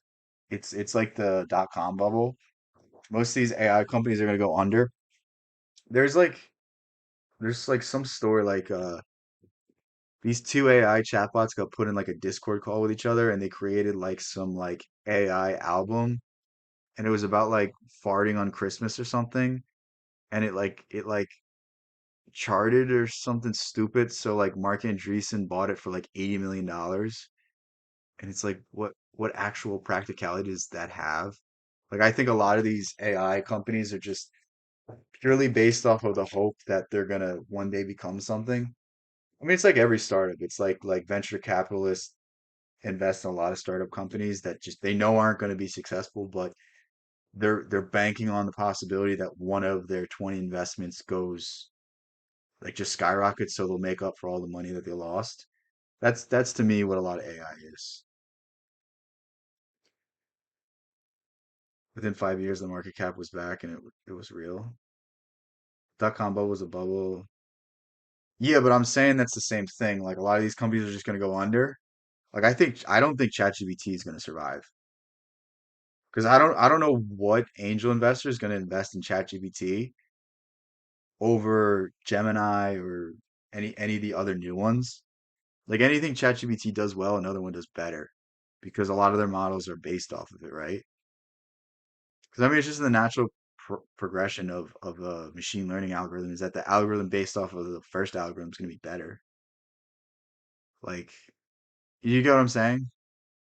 Where it's like a lot of these companies are just going to go under, and then we'll have two or three big ones, and then that'll be the two or three big companies that control everything. Like the entirety of the U.S. economy is controlled by two or three big companies. It's going to go like that, you know. faster. And this was a revelation to me because it It's socialism's bad because the government owns anything, but when it's a private company that owns everything, it's great. It's not just the same thing. allowed me philosophically to contextualize. If I had all the money in the world, I'd invest in Claude because it's obviously better. Okay. Is it public? You giving me legal or financial advice right now? I don't have to code anything. Is it more than just coding? Because I use AI to uh research. Because I'll have a question like if I have a certain question about literature, it's really good at answering a specific question where sometimes I can find the answer myself, but it's like I have to look through things and read an article and this and that, and it doesn't always give you like the answer when you want it. Whereas like if I have a specific question about something in Dante's Inferno, it's just really good at pulling me like the facts quick. Whereas I don't rely on it for like philosophical interpretations, but it's going to give me the facts, which is what I'm really looking for sometimes. Sometimes I'm looking for some The context. human world, and to understand that human technologies, languages, migrations, art movements, ideologies are not something different from nature. They're the same process that we see in the I somewhat agree with that. That's an interesting way of thinking about it. I mean, it's good research too. Anthropic figured out the only AI which asks what talking about questions. I'm like, oh, okay. Yeah. Well, that's interesting though, because sometimes I spell stuff wrong and it knows what I'm asking. So is it good at that too? I don't know. I feel like we're really at the baby steps, and AI is like not even close to as good as it's claimed to be. Because I think there's a lot of people that are just seeking funding, and then they're just gonna get out of it, and then just dump the terrible product on somebody else. movement of continents, the evolution of new species of animals, except that these human novel emergent situations are happening much more quickly. So I see the cosmos, if you will, as a kind of novelty producing engine, a kind of machine which produces complexity in all. It's an interesting way of thinking about it, that the older the cosmos gets, the more complex things is created. This is very analogous to Gurdjieff's cosmology, we'll say. Hold on, I'll be right back.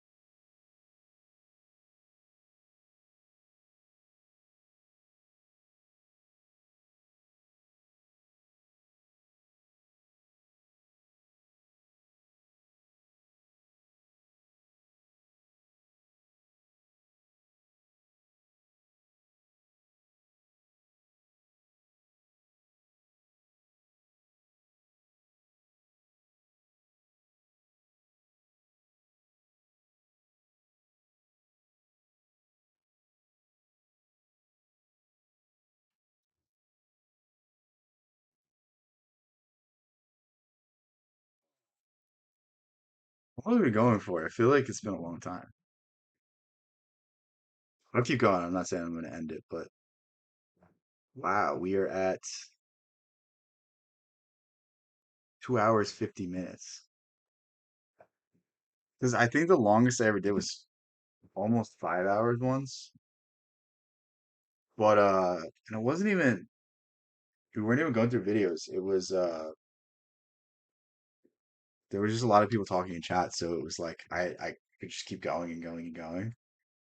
I don't know how I did that. I think I have to build back up to it.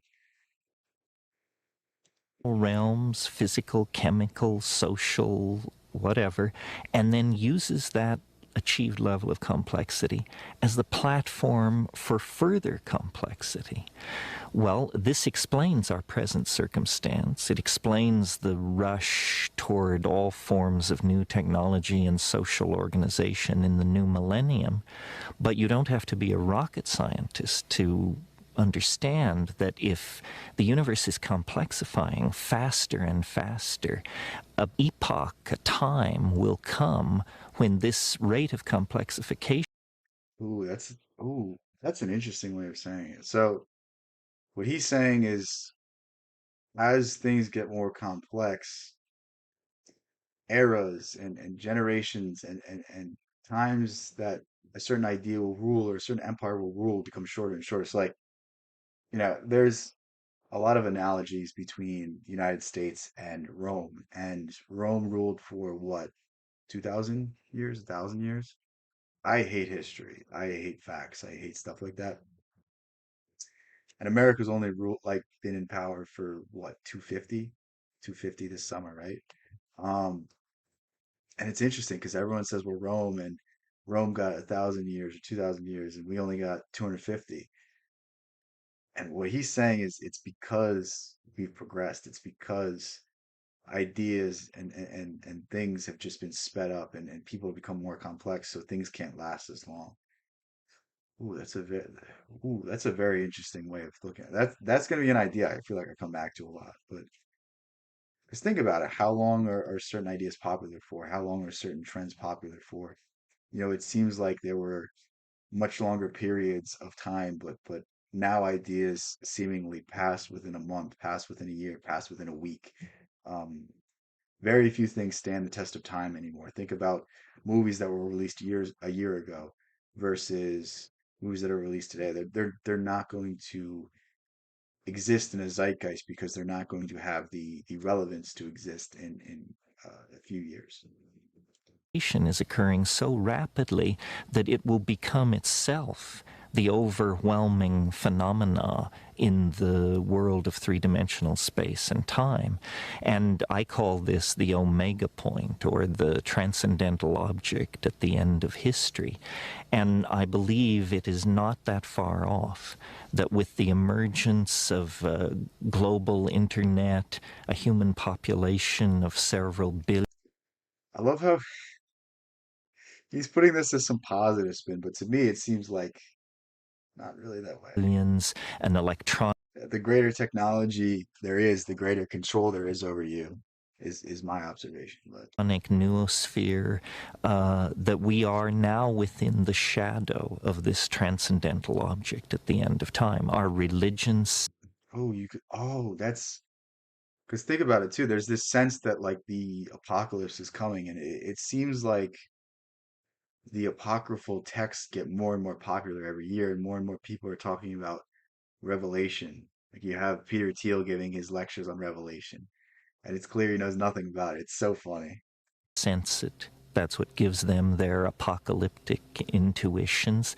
And I think the ordinary man and woman in the street sense a kind of built-in acceleration to time itself. Well, rather than dismissing that or treating it as a psychological perception or something unique to our society, I took it as a basic perception about physics, and have built elaborate mathematically defined theories around this idea. I wonder how accurate they are. Because the problem with any sort of prediction is it's never going to come true. Like the only people that were able to predict stuff is when they keep it very vague and predict a lot of stuff. Like Nostradamus, like I actually I don't know if I should speak on it. I don't know enough about him, but it seems like he made his predictions so vague that you can like kind of find anything in it. It's the same thing as like I don't know, like if you guys watch the Y Files, he did an episode on oh maybe we should react to that guy at some point. I love that guy's stuff because he just talks about interesting things, and that's really all I care about. But he did a book on like, or not a book. He did a video on the book. It's called Bible Code, and supposedly there's some algorithm where you can find anything in the Bible and make predictions off of it. And I don't know. I don't really care about this stuff. And it's like, I guess you could make vague associations after the fact to anything. It's like gematria or numerology. It's like there's something to it, but like I don't know how to read it, so how much credence can you give to it? Um, but there's like something to that. It's like you could predict it, you could do this, and it's like maybe. I don't know. I always think that when you try to predict things, you always kind of miss a lot. And then have found, to my astonishment, incredible congruences with other work. I'm thinking of the Mayan calendar and its curious countdown-like quality toward an extremely unique event that the Maya felt would occur in the same time frame that my own equations predicted, even though How convenient.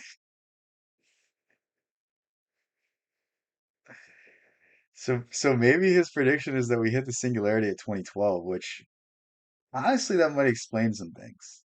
That might explain why things are getting so weird faster and faster and faster, and why people's attention span is so short now. It's because we've been fed so much information that it just ideas can only exist for so long in our head before we have to worry about something else. And maybe there's something in it. I don't know. It's interesting at So at the least. time, I was unaware of the Maya.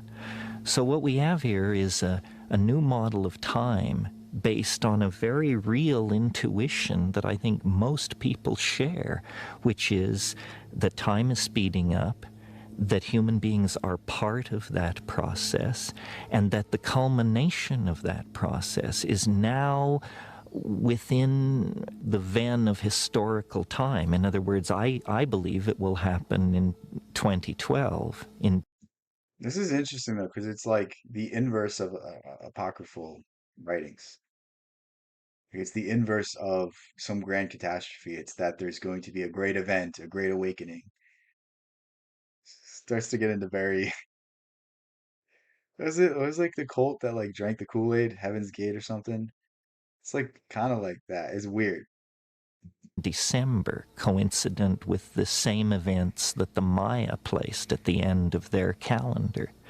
Even if I'm wrong, even if it's 100 years or 500 years later, these are still spans of time that, when compared to the life Robert Anton Wilson, he does that. He often cites the doubling of information as the singularity. So that the first period of time it took like 1,000 years, we'll say, and then 500 years, and then 400, then 100, then 50, then 20, then 10, then 1, then a minute. And once we hit the instantaneous point, that's where some grand thing's gonna happen. of the planet are AV, I don't like to speak in absolutes, but like there's something there. It's just I don't are, know are fractions what, of a we'll say. percentage.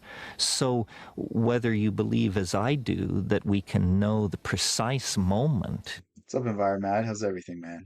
Long time no see, right? of this transformation of the world of I know time, you're or happy whether you me believe it is me watching Terrence McKenna. I know that makes you happy. simply coming soon and fast, really doesn't make that much difference.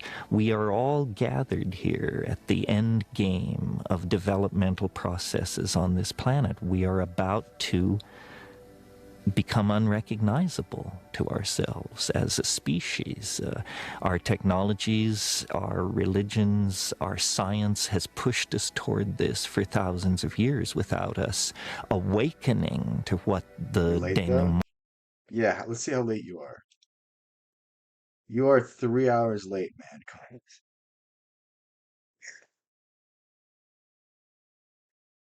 How could you? You love Terrence? Yeah, he's cool. I haven't read any of his books. Are they worth it? would be.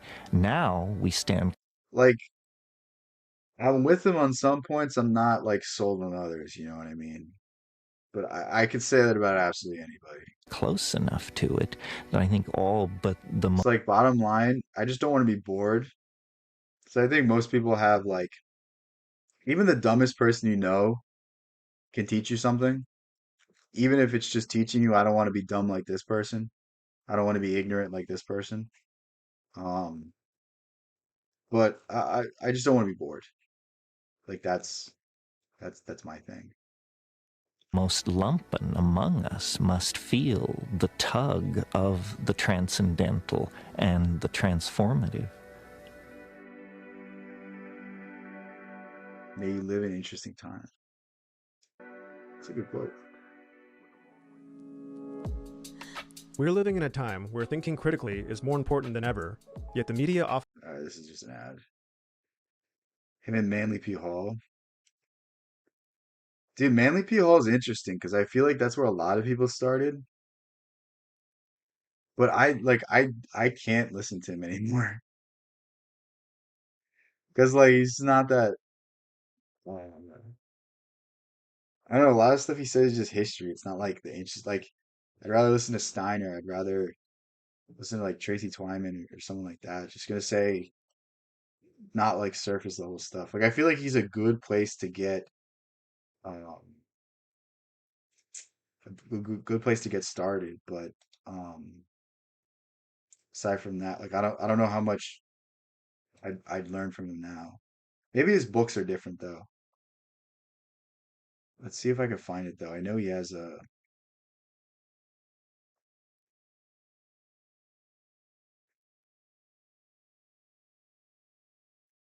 'cause I know he did a video about Manly P. Hall.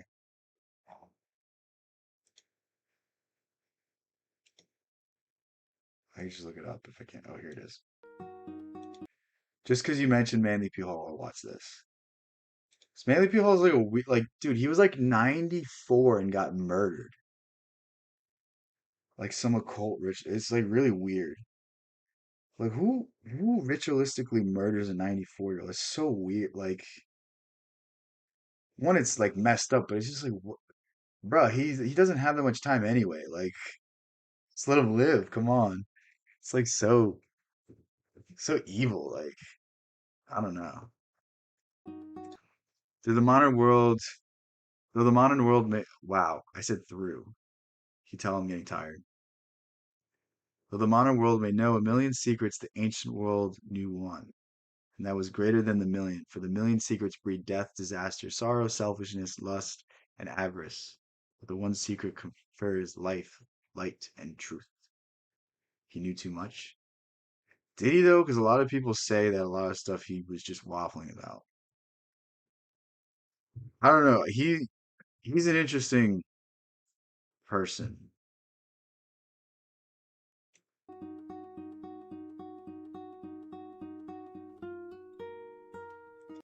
because there's like a lot of like I don't know how accurate this is, but like on our Freemasonry, like I was just looking. I should just I should have just stopped my sentence with Reddit because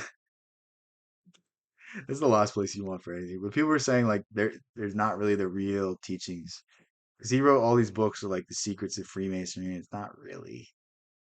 Maybe it's allegorical in a sense. Maybe it's just steeped in allegory, and that's why he was able to publish stuff. But I don't really think. But again, there's so many different sects of Freemasonry too, so it's like who knows.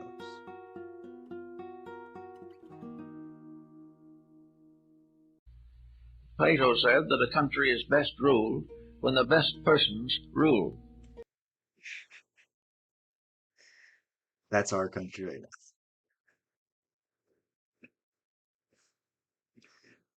I can't even say one good leader now today. Like even on a local, I can't even point to one good leader of anything. The human being is best governed when the best part of himself leads. Now, some think the mind is the best part, others the emotions, some the physical body itself with its resources. But all of these finally come under the leadership of that which dwells within the body, within the emotions, behind the mind. Your soul is actually outside your body. Your body's inside your soul. But What is this that's a whole nother basis of conversation. reality? How are we going to reach it? How are we going to challenge it to come out of its strange aloofness so that it can become available to the person? One thing we find out immediately is that this search has to be personal.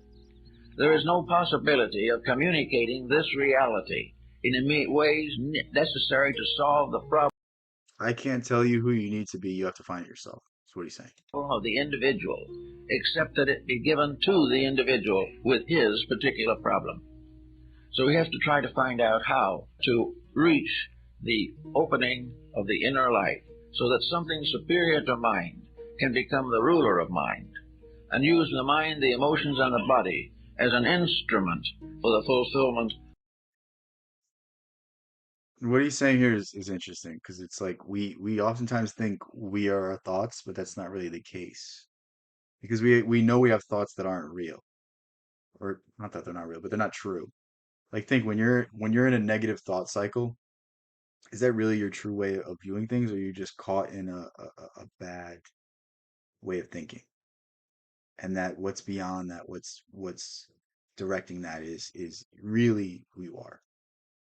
In essence, that you're more than just your thoughts, you're more than your ideas. There's an essence about you that we can't even begin to hope to of a explain. sacred purpose. This we have to try to discover in one way or another. In ancient times, there were various doctrines that were developed very largely for the purpose of bringing the individual into contact with his own higher nature. That there were teachings that taught him to rise above even the highest. And what he's saying here, it's the reason why he drew all these different religions is because this isn't really a secret, but like Freemasons believe there's a grand architect who expresses himself through these different religions, and that there's kind of like a perennial philosophy, like a there's a certain set of beliefs that is hidden in all of these great world religions, essentially. Think of like a demiurge, that kind of thing. Aspects of his own mind into an immediate and intimate experience of reality. One of the first things that we are told in ancient scriptures is the simple line, "Be still and know that I am God." Be still and know that I'm God. It's like a very famous mantra. I guess it's a mantra. I don't know what you would call it, but it's also the idea of know thyself. It's the same thing. All self-knowledge, self-awareness, they all just mean the same thing. Now, I think perhaps this is one of the most important statements in connection with man's religious life. The problem of trying to be still. Now, when we think of still, if we are bound to material things, we will simply say that the individual does nothing. That is not the answer. That is not what is intended. Intended only to become part of worship. When the individual seeks the ordinary, he can read a school book or attend a class. When he seeks to know the mystery of his own inner self, he cannot storm the gates of heaven. If he tries to get into the sheepfold, which was the old name for It's like this idea, it's like the harder you try to meditate, the harder it is. That's really what he's saying. It's like if you're looking for yourself, if you're consciously trying to find who you are and trying to find the things that define you, you can't do it. It's something that just comes to you when it comes to you. religion, by any way except the proper gate. It's like easiest way to show this is try not to think of $100 bill. You just did. So like how do we stop thinking? How do we prevent ourselves from stopping to think? The trick I found is one you could do it through mantras. You could like repeat a word until it just sounds like gibberish, and that'll clear your head. That's a useful way of doing it. I don't like doing that though. But the easiest way is to say to yourself, stop trying to control the world. And if you meditate with that idea, it's really easy. He is then a thief and a robber. Therefore, the ethics, the morality, the integrities involved. If you try to get in any other way except the proper gate, you are a thief and a robber. He's talking about people that do think if you take psychedelics, you kind of hack your way to enlightenment. You hack your way past the normal perception of things, but you do it as a thief and a robber, and you didn't earn it, so it's dangerous. Have to be That's the way kept I in view mind it. at all times. To be still to the mystic means Steiner says something along the lines of, "Your thoughts are things, so make sure they're pure, because they're real." It's like to have a bad thought about somebody is it's something. It puts something out there. to be free from the involvements of mind and emotion, and free also from various physical symptomologies that may arise, in order that he will permit that which is truly the overself to be heard. The still voice, the small voice, comes to the individual who stops talking long enough to hear it. And that is very rare, even in religion. Something Gurdjieff says is like there's a necessity for silence. And like to say things kind of uses up your like if you're speaking, you can't listen is an easy way of thinking it. So like if you're surrounded by people that have something to say, the more you talk, the less you can learn from them.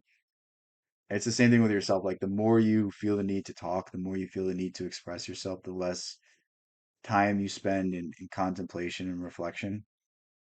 There's something very genius in that, and that's something I'm going to try to start to um, apply more and more. Obviously, I'm doing the opposite of it right now because I've been ranting to you guys for like 3 hours now at this point. So it's so ironic I'm saying this, but like there's something to remaining silent. There's something to digesting and being introspective and not speaking. The problem always is that we are trying desperately to decide for ourselves on mental, emotional, and physical levels those problems and decisions which can come only from something superior to what we now use. We have to some way break into that mysterious realm that has been called intuition or the extrasensory band. To be still now, for us, in this particular world in which we now live, it seems to me, is to cease doing that which is not necessary, not right, and not good. The individual must Cease that which is not necessary, not right, not good. So think of how much energy we expend on the things that don't matter. How much do you scroll on your phone? How much do you watch TikTok? How much do you consume yourself in the news or consume yourself with worldly things that don't progress your soul? Versus how often do we retreat into ourselves? How often do we retreat into nature? How often do we remove ourselves from situations that don't benefit us? And I would say most people spend their times in things that don't really matter. That's my choose perception of things. sometime to clearly face the fact that he cannot be right if he continues to act wrong. That there is a relationship between conduct and consciousness. Oh, I wish I could remember what book this is, but there's a part of the Bible and it's like there is no benevolent neutrality. You're either with me or you're against me. And if you're not doing something good for yourself, then you're harming yourself. Even if you're not, even if you're doing something that's neutral, even if you're doing something that has some sort of justification, if it's not for the progress of your development, then it's not useful time spent. There is a relationship between our material personality and that mysterious locked over self which we are seeking to understand.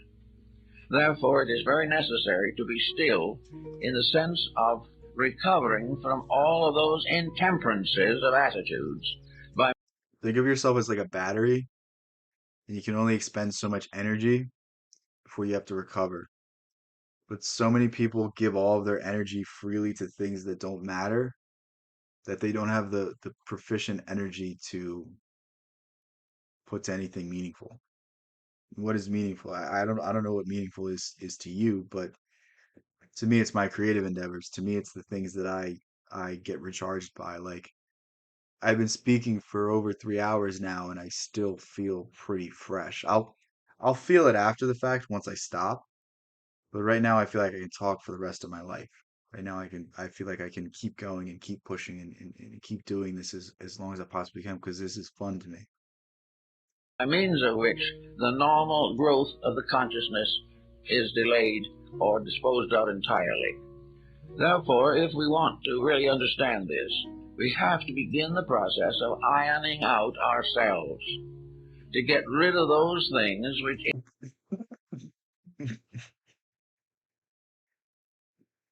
What is this drawing?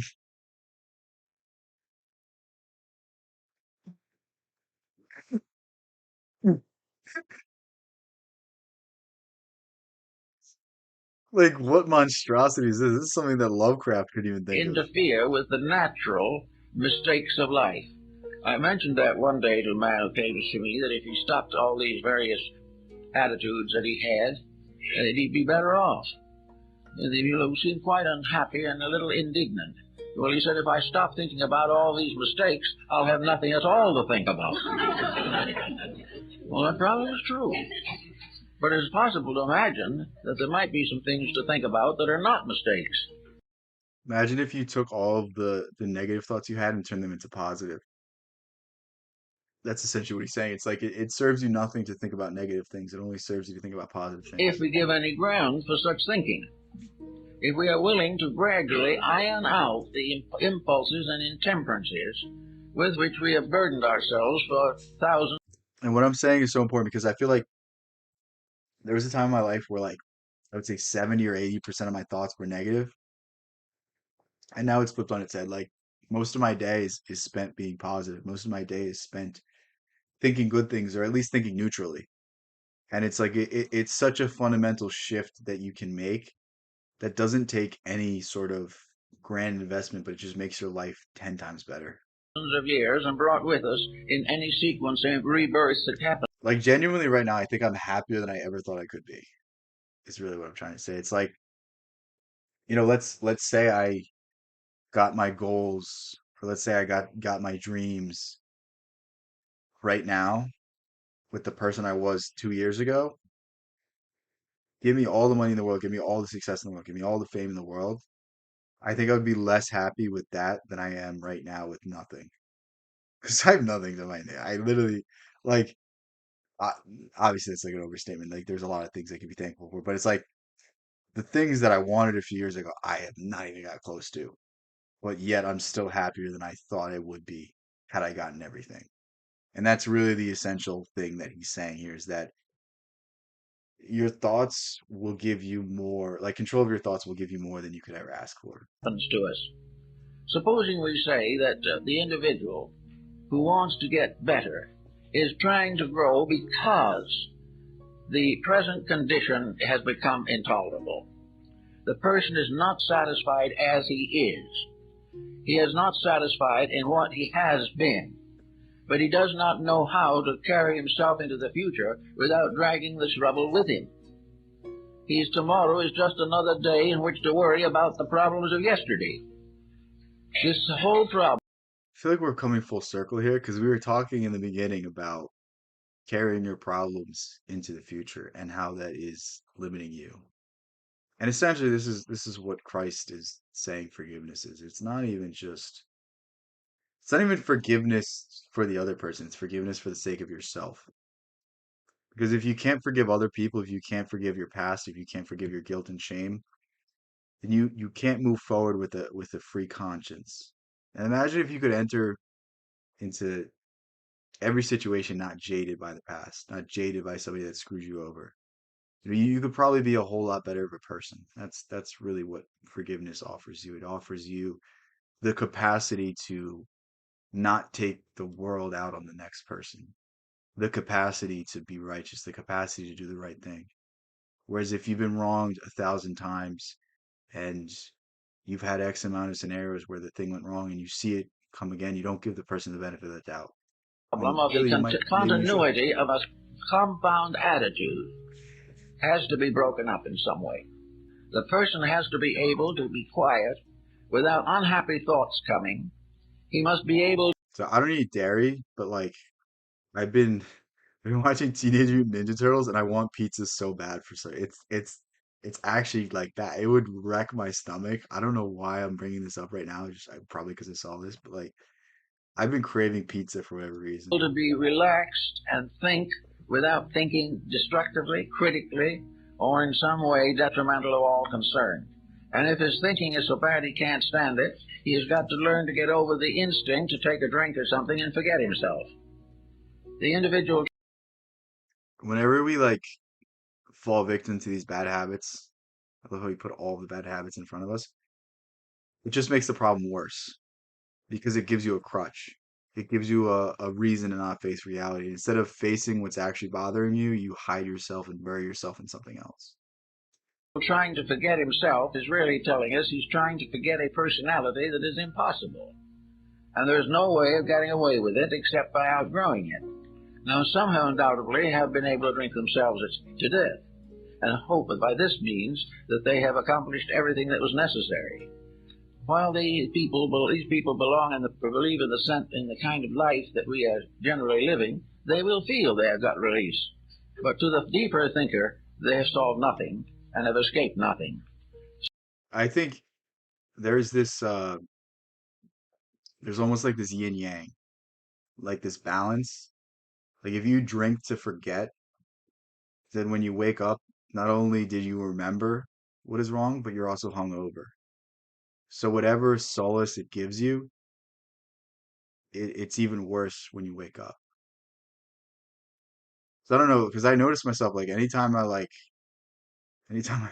don't really drink that much anymore, but like anytime I do, and I really had like a good time the night before I wake up and I feel so off and I'm like, oh, it's just balancing out how good I felt last night. So that the problem becomes It's almost again, like cure it cosmic now order or something. rather than face it later. So in the problem of getting started on this inner search, we have to try to find out that nature, in its own way, our natural compound, is essentially cooperative. The body, with all its natural functions, is really a pretty good creature, considering everything. It has laws and rules which, if we keep them, it will keep us as long as possible. It also has rules that we cannot break. And the moment we begin to reject our responsibility, It's like Wally. So funny how Wally was like showing people at their most what are the seven deadly sins again? It's sloth. Like include people that are most slothful. And now it's just like America if you go to Walmart. to the body, we're in trouble. We get so interested in what we're doing mentally and emotionally that we wreck the body. And because we have wrecked the body in accomplishing a large It's so weird this correlation too. It's like when your body's feeling good, you're feeling good mentally too. And you're feeling good spiritually as well. Like it's almost like a chain. Like think your body's like the first input. So you're drinking water, you're not drinking soda, you're eating well, and then as a result your thoughts are clearer, your spirit is uplifted. But if things are going wrong spiritually and mentally, then you start to slack physically, and then it's like you're feeling on both ends. personal I don't know fortune. if that I'm starting to not be able to speak anymore. I'm sorry. Like the points I'm making, they're like kind of I feel like there's something in there, but they're not as precise as they were like maybe 2 hours ago, so I'm sorry. We'll get through this video and then I'm probably gonna end it because I feel like I'm slipping right now. We then feel that the wreckage was worthwhile, but it isn't. Actually, therefore, the first laws that man faces are obvious to himself. He faces them in his daily living, but he has learned to carefully ignore the findings. He also has developed a new escape which our ancestors really didn't have. Namely, that if he couldn't get out of the trouble himself, he could hire someone else to get out of it for him. So like there's almost this like necessity for struggle for human development, and we live in a day and age where we don't really struggle that much. Like I don't really have that many skills when it comes to like actual things. You love to hear me speak. You just want to hear me like say something stupid so you can make fun of me because I'm about to say something stupid. Not that I like, not that I don't always say something stupid, but it's gonna be really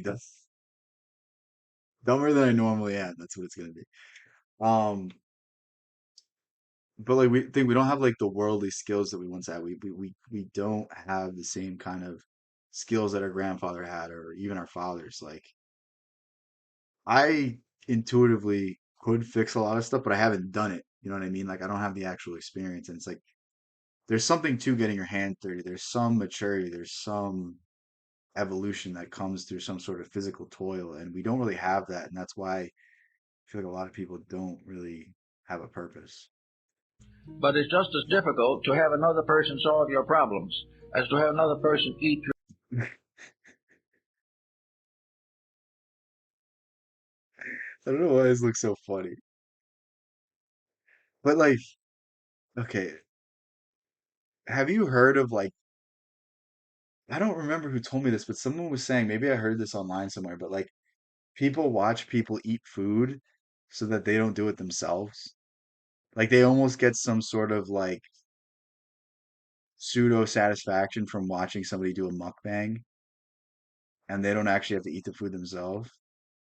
And I saw something on Twitter the other day. It was like girls were like putting plastic over their mouth and then like chewing food and then like taking the plastic out. So they were like they got the sensation of like eating, but they weren't actually eating. You want me to know I'm intelligent? It doesn't matter if I'm tired. You're just trying to egg me on so I say something really dumb. I am not intelligent, by the way. I have a mastery of my intuition and creativity, which makes me sound smart, but I'm not. Not. I'm not really that smart. Your food and you be nourished by it. You can't do these things. So we have now the complex situation of people who want to grow, but have already stunted their own growth badly. They want to be better, but they do not know what to do with the mistakes that have accumulated. I think the old mystics had the perfect answer for it. They Be still and know that I am God. That's what he's gonna simply say. said, be quiet and know that I am God. Now this wasn't a theological type of definition. It is a definition based upon the concept that when we cease You'll never think your way out of a problem. You'll never be able to go down the same course of logic and remove yourself from the situation. The only way to remove yourself from the situation to get the bird's eye perspective is to remove yourself from the situation. And I feel like I didn't say that properly, so I'm going to use an example. We've all been working on something, whether you're writing a paper for school, whether you're doing a project for work, and you're looking at it and it's just not coming to you. You go on a walk, you go to the bathroom, you get some coffee, you go do something, you move away from 10 minutes, and you do it long enough where you stop thinking about what you're doing. And then you return to that problem and you see it in a completely new way. What you did was you removed yourself from the situation. You removed yourself from that thought. And once you stop thinking that same line of thought, you've opened yourself up to new possibilities. You've done a pseudo form of meditation. You've focused on something else so that when you return, you can see it in a new way. And that's what mindfulness does. That's what visualization does. That's what meditation or self-remembering does. It doesn't matter what form of mental exercise you do. It's just you have to understand that your creative faculties are your greatest gift and you'll never outthink your creativity. to build our own mistakes, when we cease to fashion a giant monster out of our own intemperances and relax, all of these evil things simply fade away for lack of nutrition. I don't know about you guys. Some people are good under pressure, but I am not. If you give me pressure, you're going to see me fold. The only way that I can be good under pressure is if I remind myself how little things matter and how little I care. And then I'm able to perform to the best of my abilities. But once I start feeling some sort of anxiety or some sort of fear, I kind of choke up. Think of there's a saying in Dune, fear is the mind killer. And it's so true that when you start feeling afraid, it prevents you from doing what you know you can do. You give some sort of importance to it, you give some sort of credence to the anxiety, and it stops you from doing your best.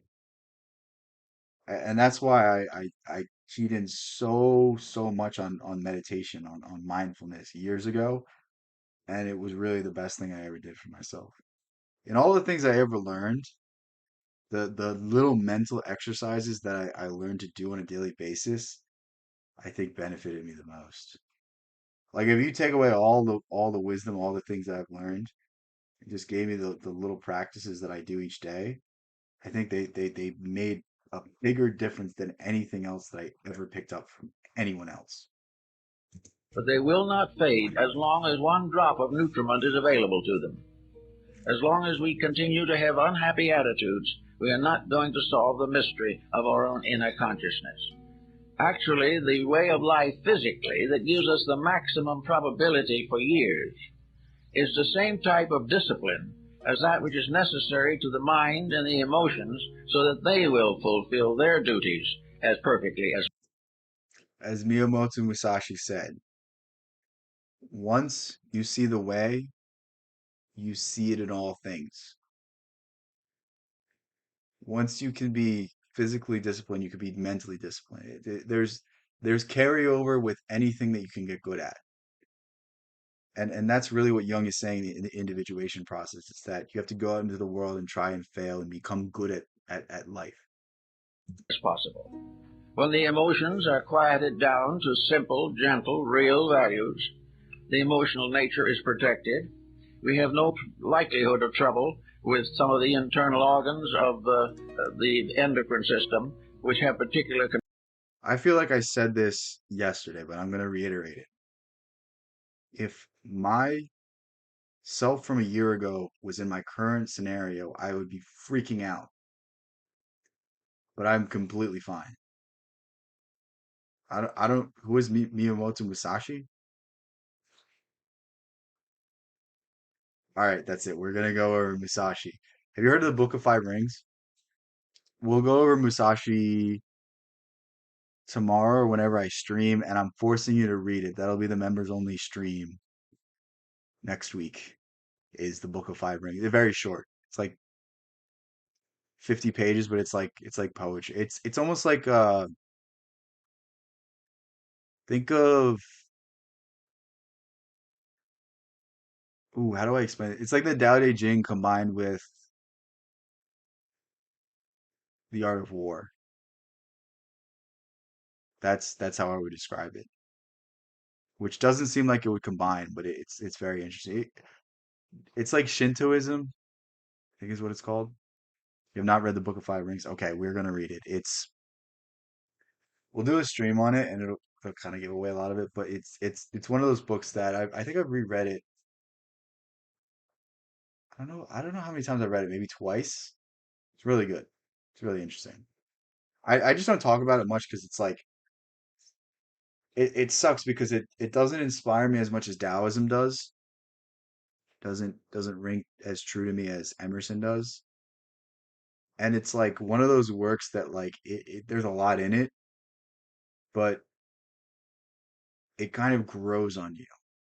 It's kind of one of those things that the more you think about it, the more you see it. Control over our emotional content. We will not kill ourselves by false feelings any more than we will kill ourselves with bad food. When we go up again to the third one, we have the mind. If the mind is used as it was intended to be used, and that is for the common good, for the advancement of everything that is real and valuable in life. If the mind could. I've watched this so much that I realize he reuses these drawings. Is that bad? I have to start liking these too because I don't want to keep doing this. I know we've done this video before, but it was a year ago and my take on everything's going to be different. So that's my hope.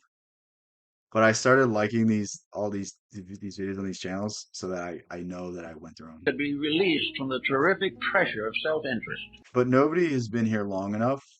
Well, I think Environmat has been here long enough, but I know he's not saying anything. But just so you know, we have gone over this before. And that's the problem. I don't want to keep going over the same videos because I want to learn new things as we do it.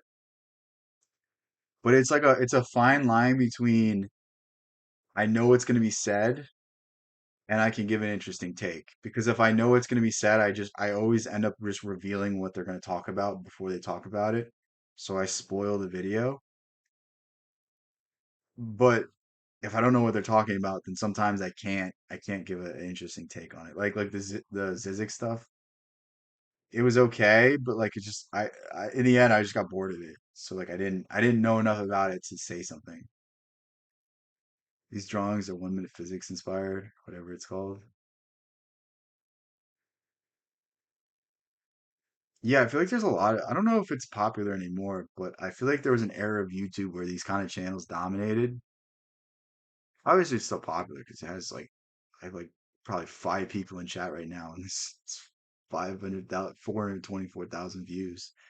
So like, who am I to criticize? But like, I feel like this. I don't know if it's as the way it used to be.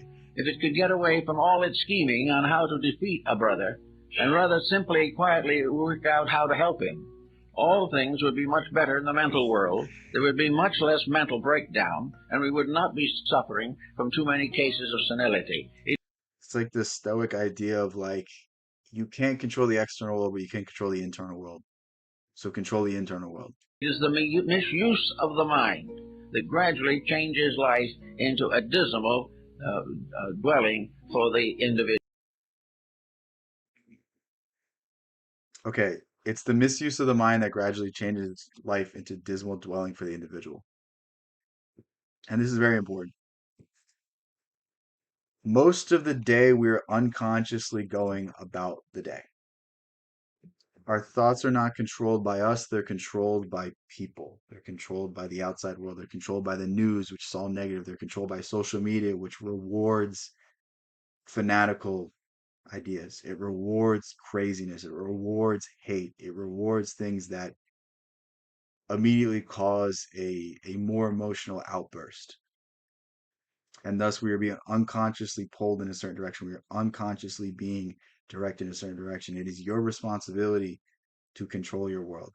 It is your responsibility to control your mind. It is your responsibility to choose to be happy, to choose to dwell on the good things, to be gracious, to develop yourself spiritually, to develop yourself and be able to block out the noise of the world and decipher what is important. Decipher what things are good for you and what things are bad for you, and take all the bad things and put them over there. Get them out of your life. They don't matter as much as the good. So in each of these levels, there is a natural law. Each of these creatures has its rights and privileges. Each level of ourselves has its inalienable needs and corrections. They're all here if we want to use them. Now, a lot of people have been perfectly willing to support religions industriously. They have been willing to make pilgrimage. They have been willing to do all kinds of penances to remove some guilt mechanisms within themselves. And at the same time, even though they live a pretty fair life, this great experience of projection into something higher has not occurred to them. Largely, it's a result of not being able to quiet the separate levels of our consciousness on their own levels and then quiet the relationships of them to each other.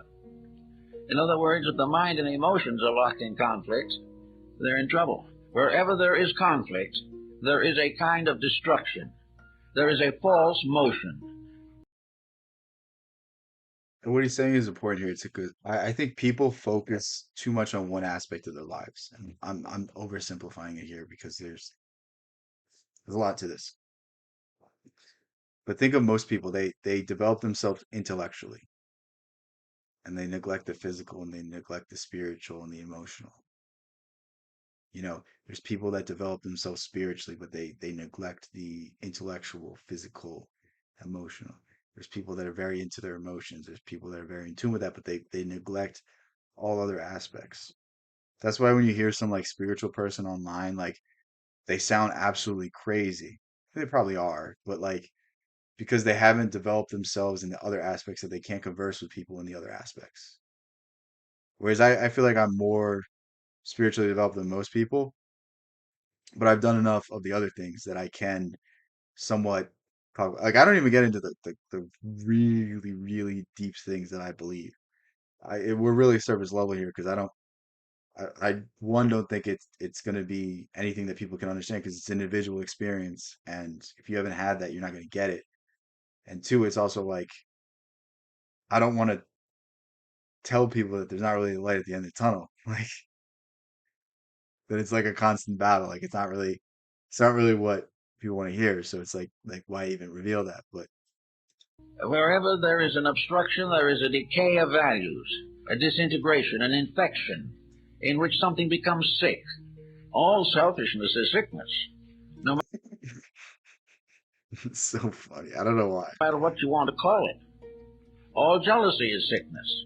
All selfishness is sickness. All jealousy is sickness. And in a certain way, it's like this is true because If somebody you know is doing good, then it means you could do good as well. But to be jealous is to deny your own capabilities. To be jealous is to deny that if you put in a certain, am I agnostic? No, I'm not agnostic. But I'm just saying that there's no one solution. There's no like, if you do this, you're gonna find everything you want. No, you're gonna be constantly battling against the external world, is what I mean when I say there's no light at the end of the tunnel. These things are just exactly as serious as sicknesses as are the ordinary physical ailments which we may or may not be able to cure. This problem, therefore, is to get rid of the sickness arising from the misuse of powers, faculties, and principles within ourselves. Unless we're able to do this, we're going to stay right in trouble just the way we are. But the worst part of it is, we may be a good church member while we're in this problem. It has never occurred to us that religion demanded anything more of us than allegiance. This is a important. This is something that's echoed throughout every kind of doctrine that means anything. It's know thyself, self-observation, self-awareness, and curtailing yourself so that you can be the best person. It's like, think of like even the most like devout religious people, they do it out of fear of God, out of God's spite, instead of actually being a good person. And this is really what fuck is his name? Immanuel Kant. This is the whole basis of his philosophy, is that he's divorcing morality from God so that you being a good person isn't out of fear from God. It's that because it's the right thing to do. It's because it's what you believe is right. I It don't know was if I like a could. parent who I don't think I can explain this in a good way right now, but just know there's something. Do you do charity for the sake of being looked at as a good person, or do you do it out of the goodness of your heart? It's that idea. demanded that the child obey, but did not necessarily contribute to any enlightenment in the purposes of obedience. The religious association, which washes away sins with baptismal water, has not gotten to the point where it realizes, or where people realize, that they have got to wash their Anytime I see these steps into the heavens, it reminds me so much of Dante. So weird. own sins away all too often with their own tears. So there is time to get at some of these values directly. If the person wants to be born again in the theological sense of the word, it isn't that he simply accepts a religion. To be born again means to not make the same mistakes again. It means to clear. To be born again means to not make the same mistakes again. There's there's something really, really beautiful in that, because think, every time you make a decision, every time you change, it creates a new person. You're no longer that person that made that mistake years ago. You're now a new person. You have a new state of being. You have a new idea about yourself. So think like, what is the symbolic nature of the crucifixion? Jesus died and he was reborn. He took the sins of the world. He took all the bad that people did to him and forgave them and was born anew. That's it. Doesn't Kant say things are moral because you should, in a sense, fear with society? Yeah, you're probably right. I'm exhausted at this point. I'm sorry. But essentially, my understanding of Kant is that he wanted to divorce his sense of morality from God so that it wasn't. I can't even think right now. I'm sorry. I'm not able to have this discussion. My The brain is, slate. is A new fried. birth means to start out with a fresh, clean, honest mind, without carrying anything from the past. Everything that is detrimental must be left aside. Now, out of this is something more, though, than just keeping the moralities straight. It is part of this business of being quiet. Every agitation, every intensity of negative attitude is dangerous to the inner life of the person. Every negative attitude is dangerous to the inner life of the person. The path to enlightenment is not a destination, but a lifelong commitment to self-improvement. Okay, that's a good way to end it.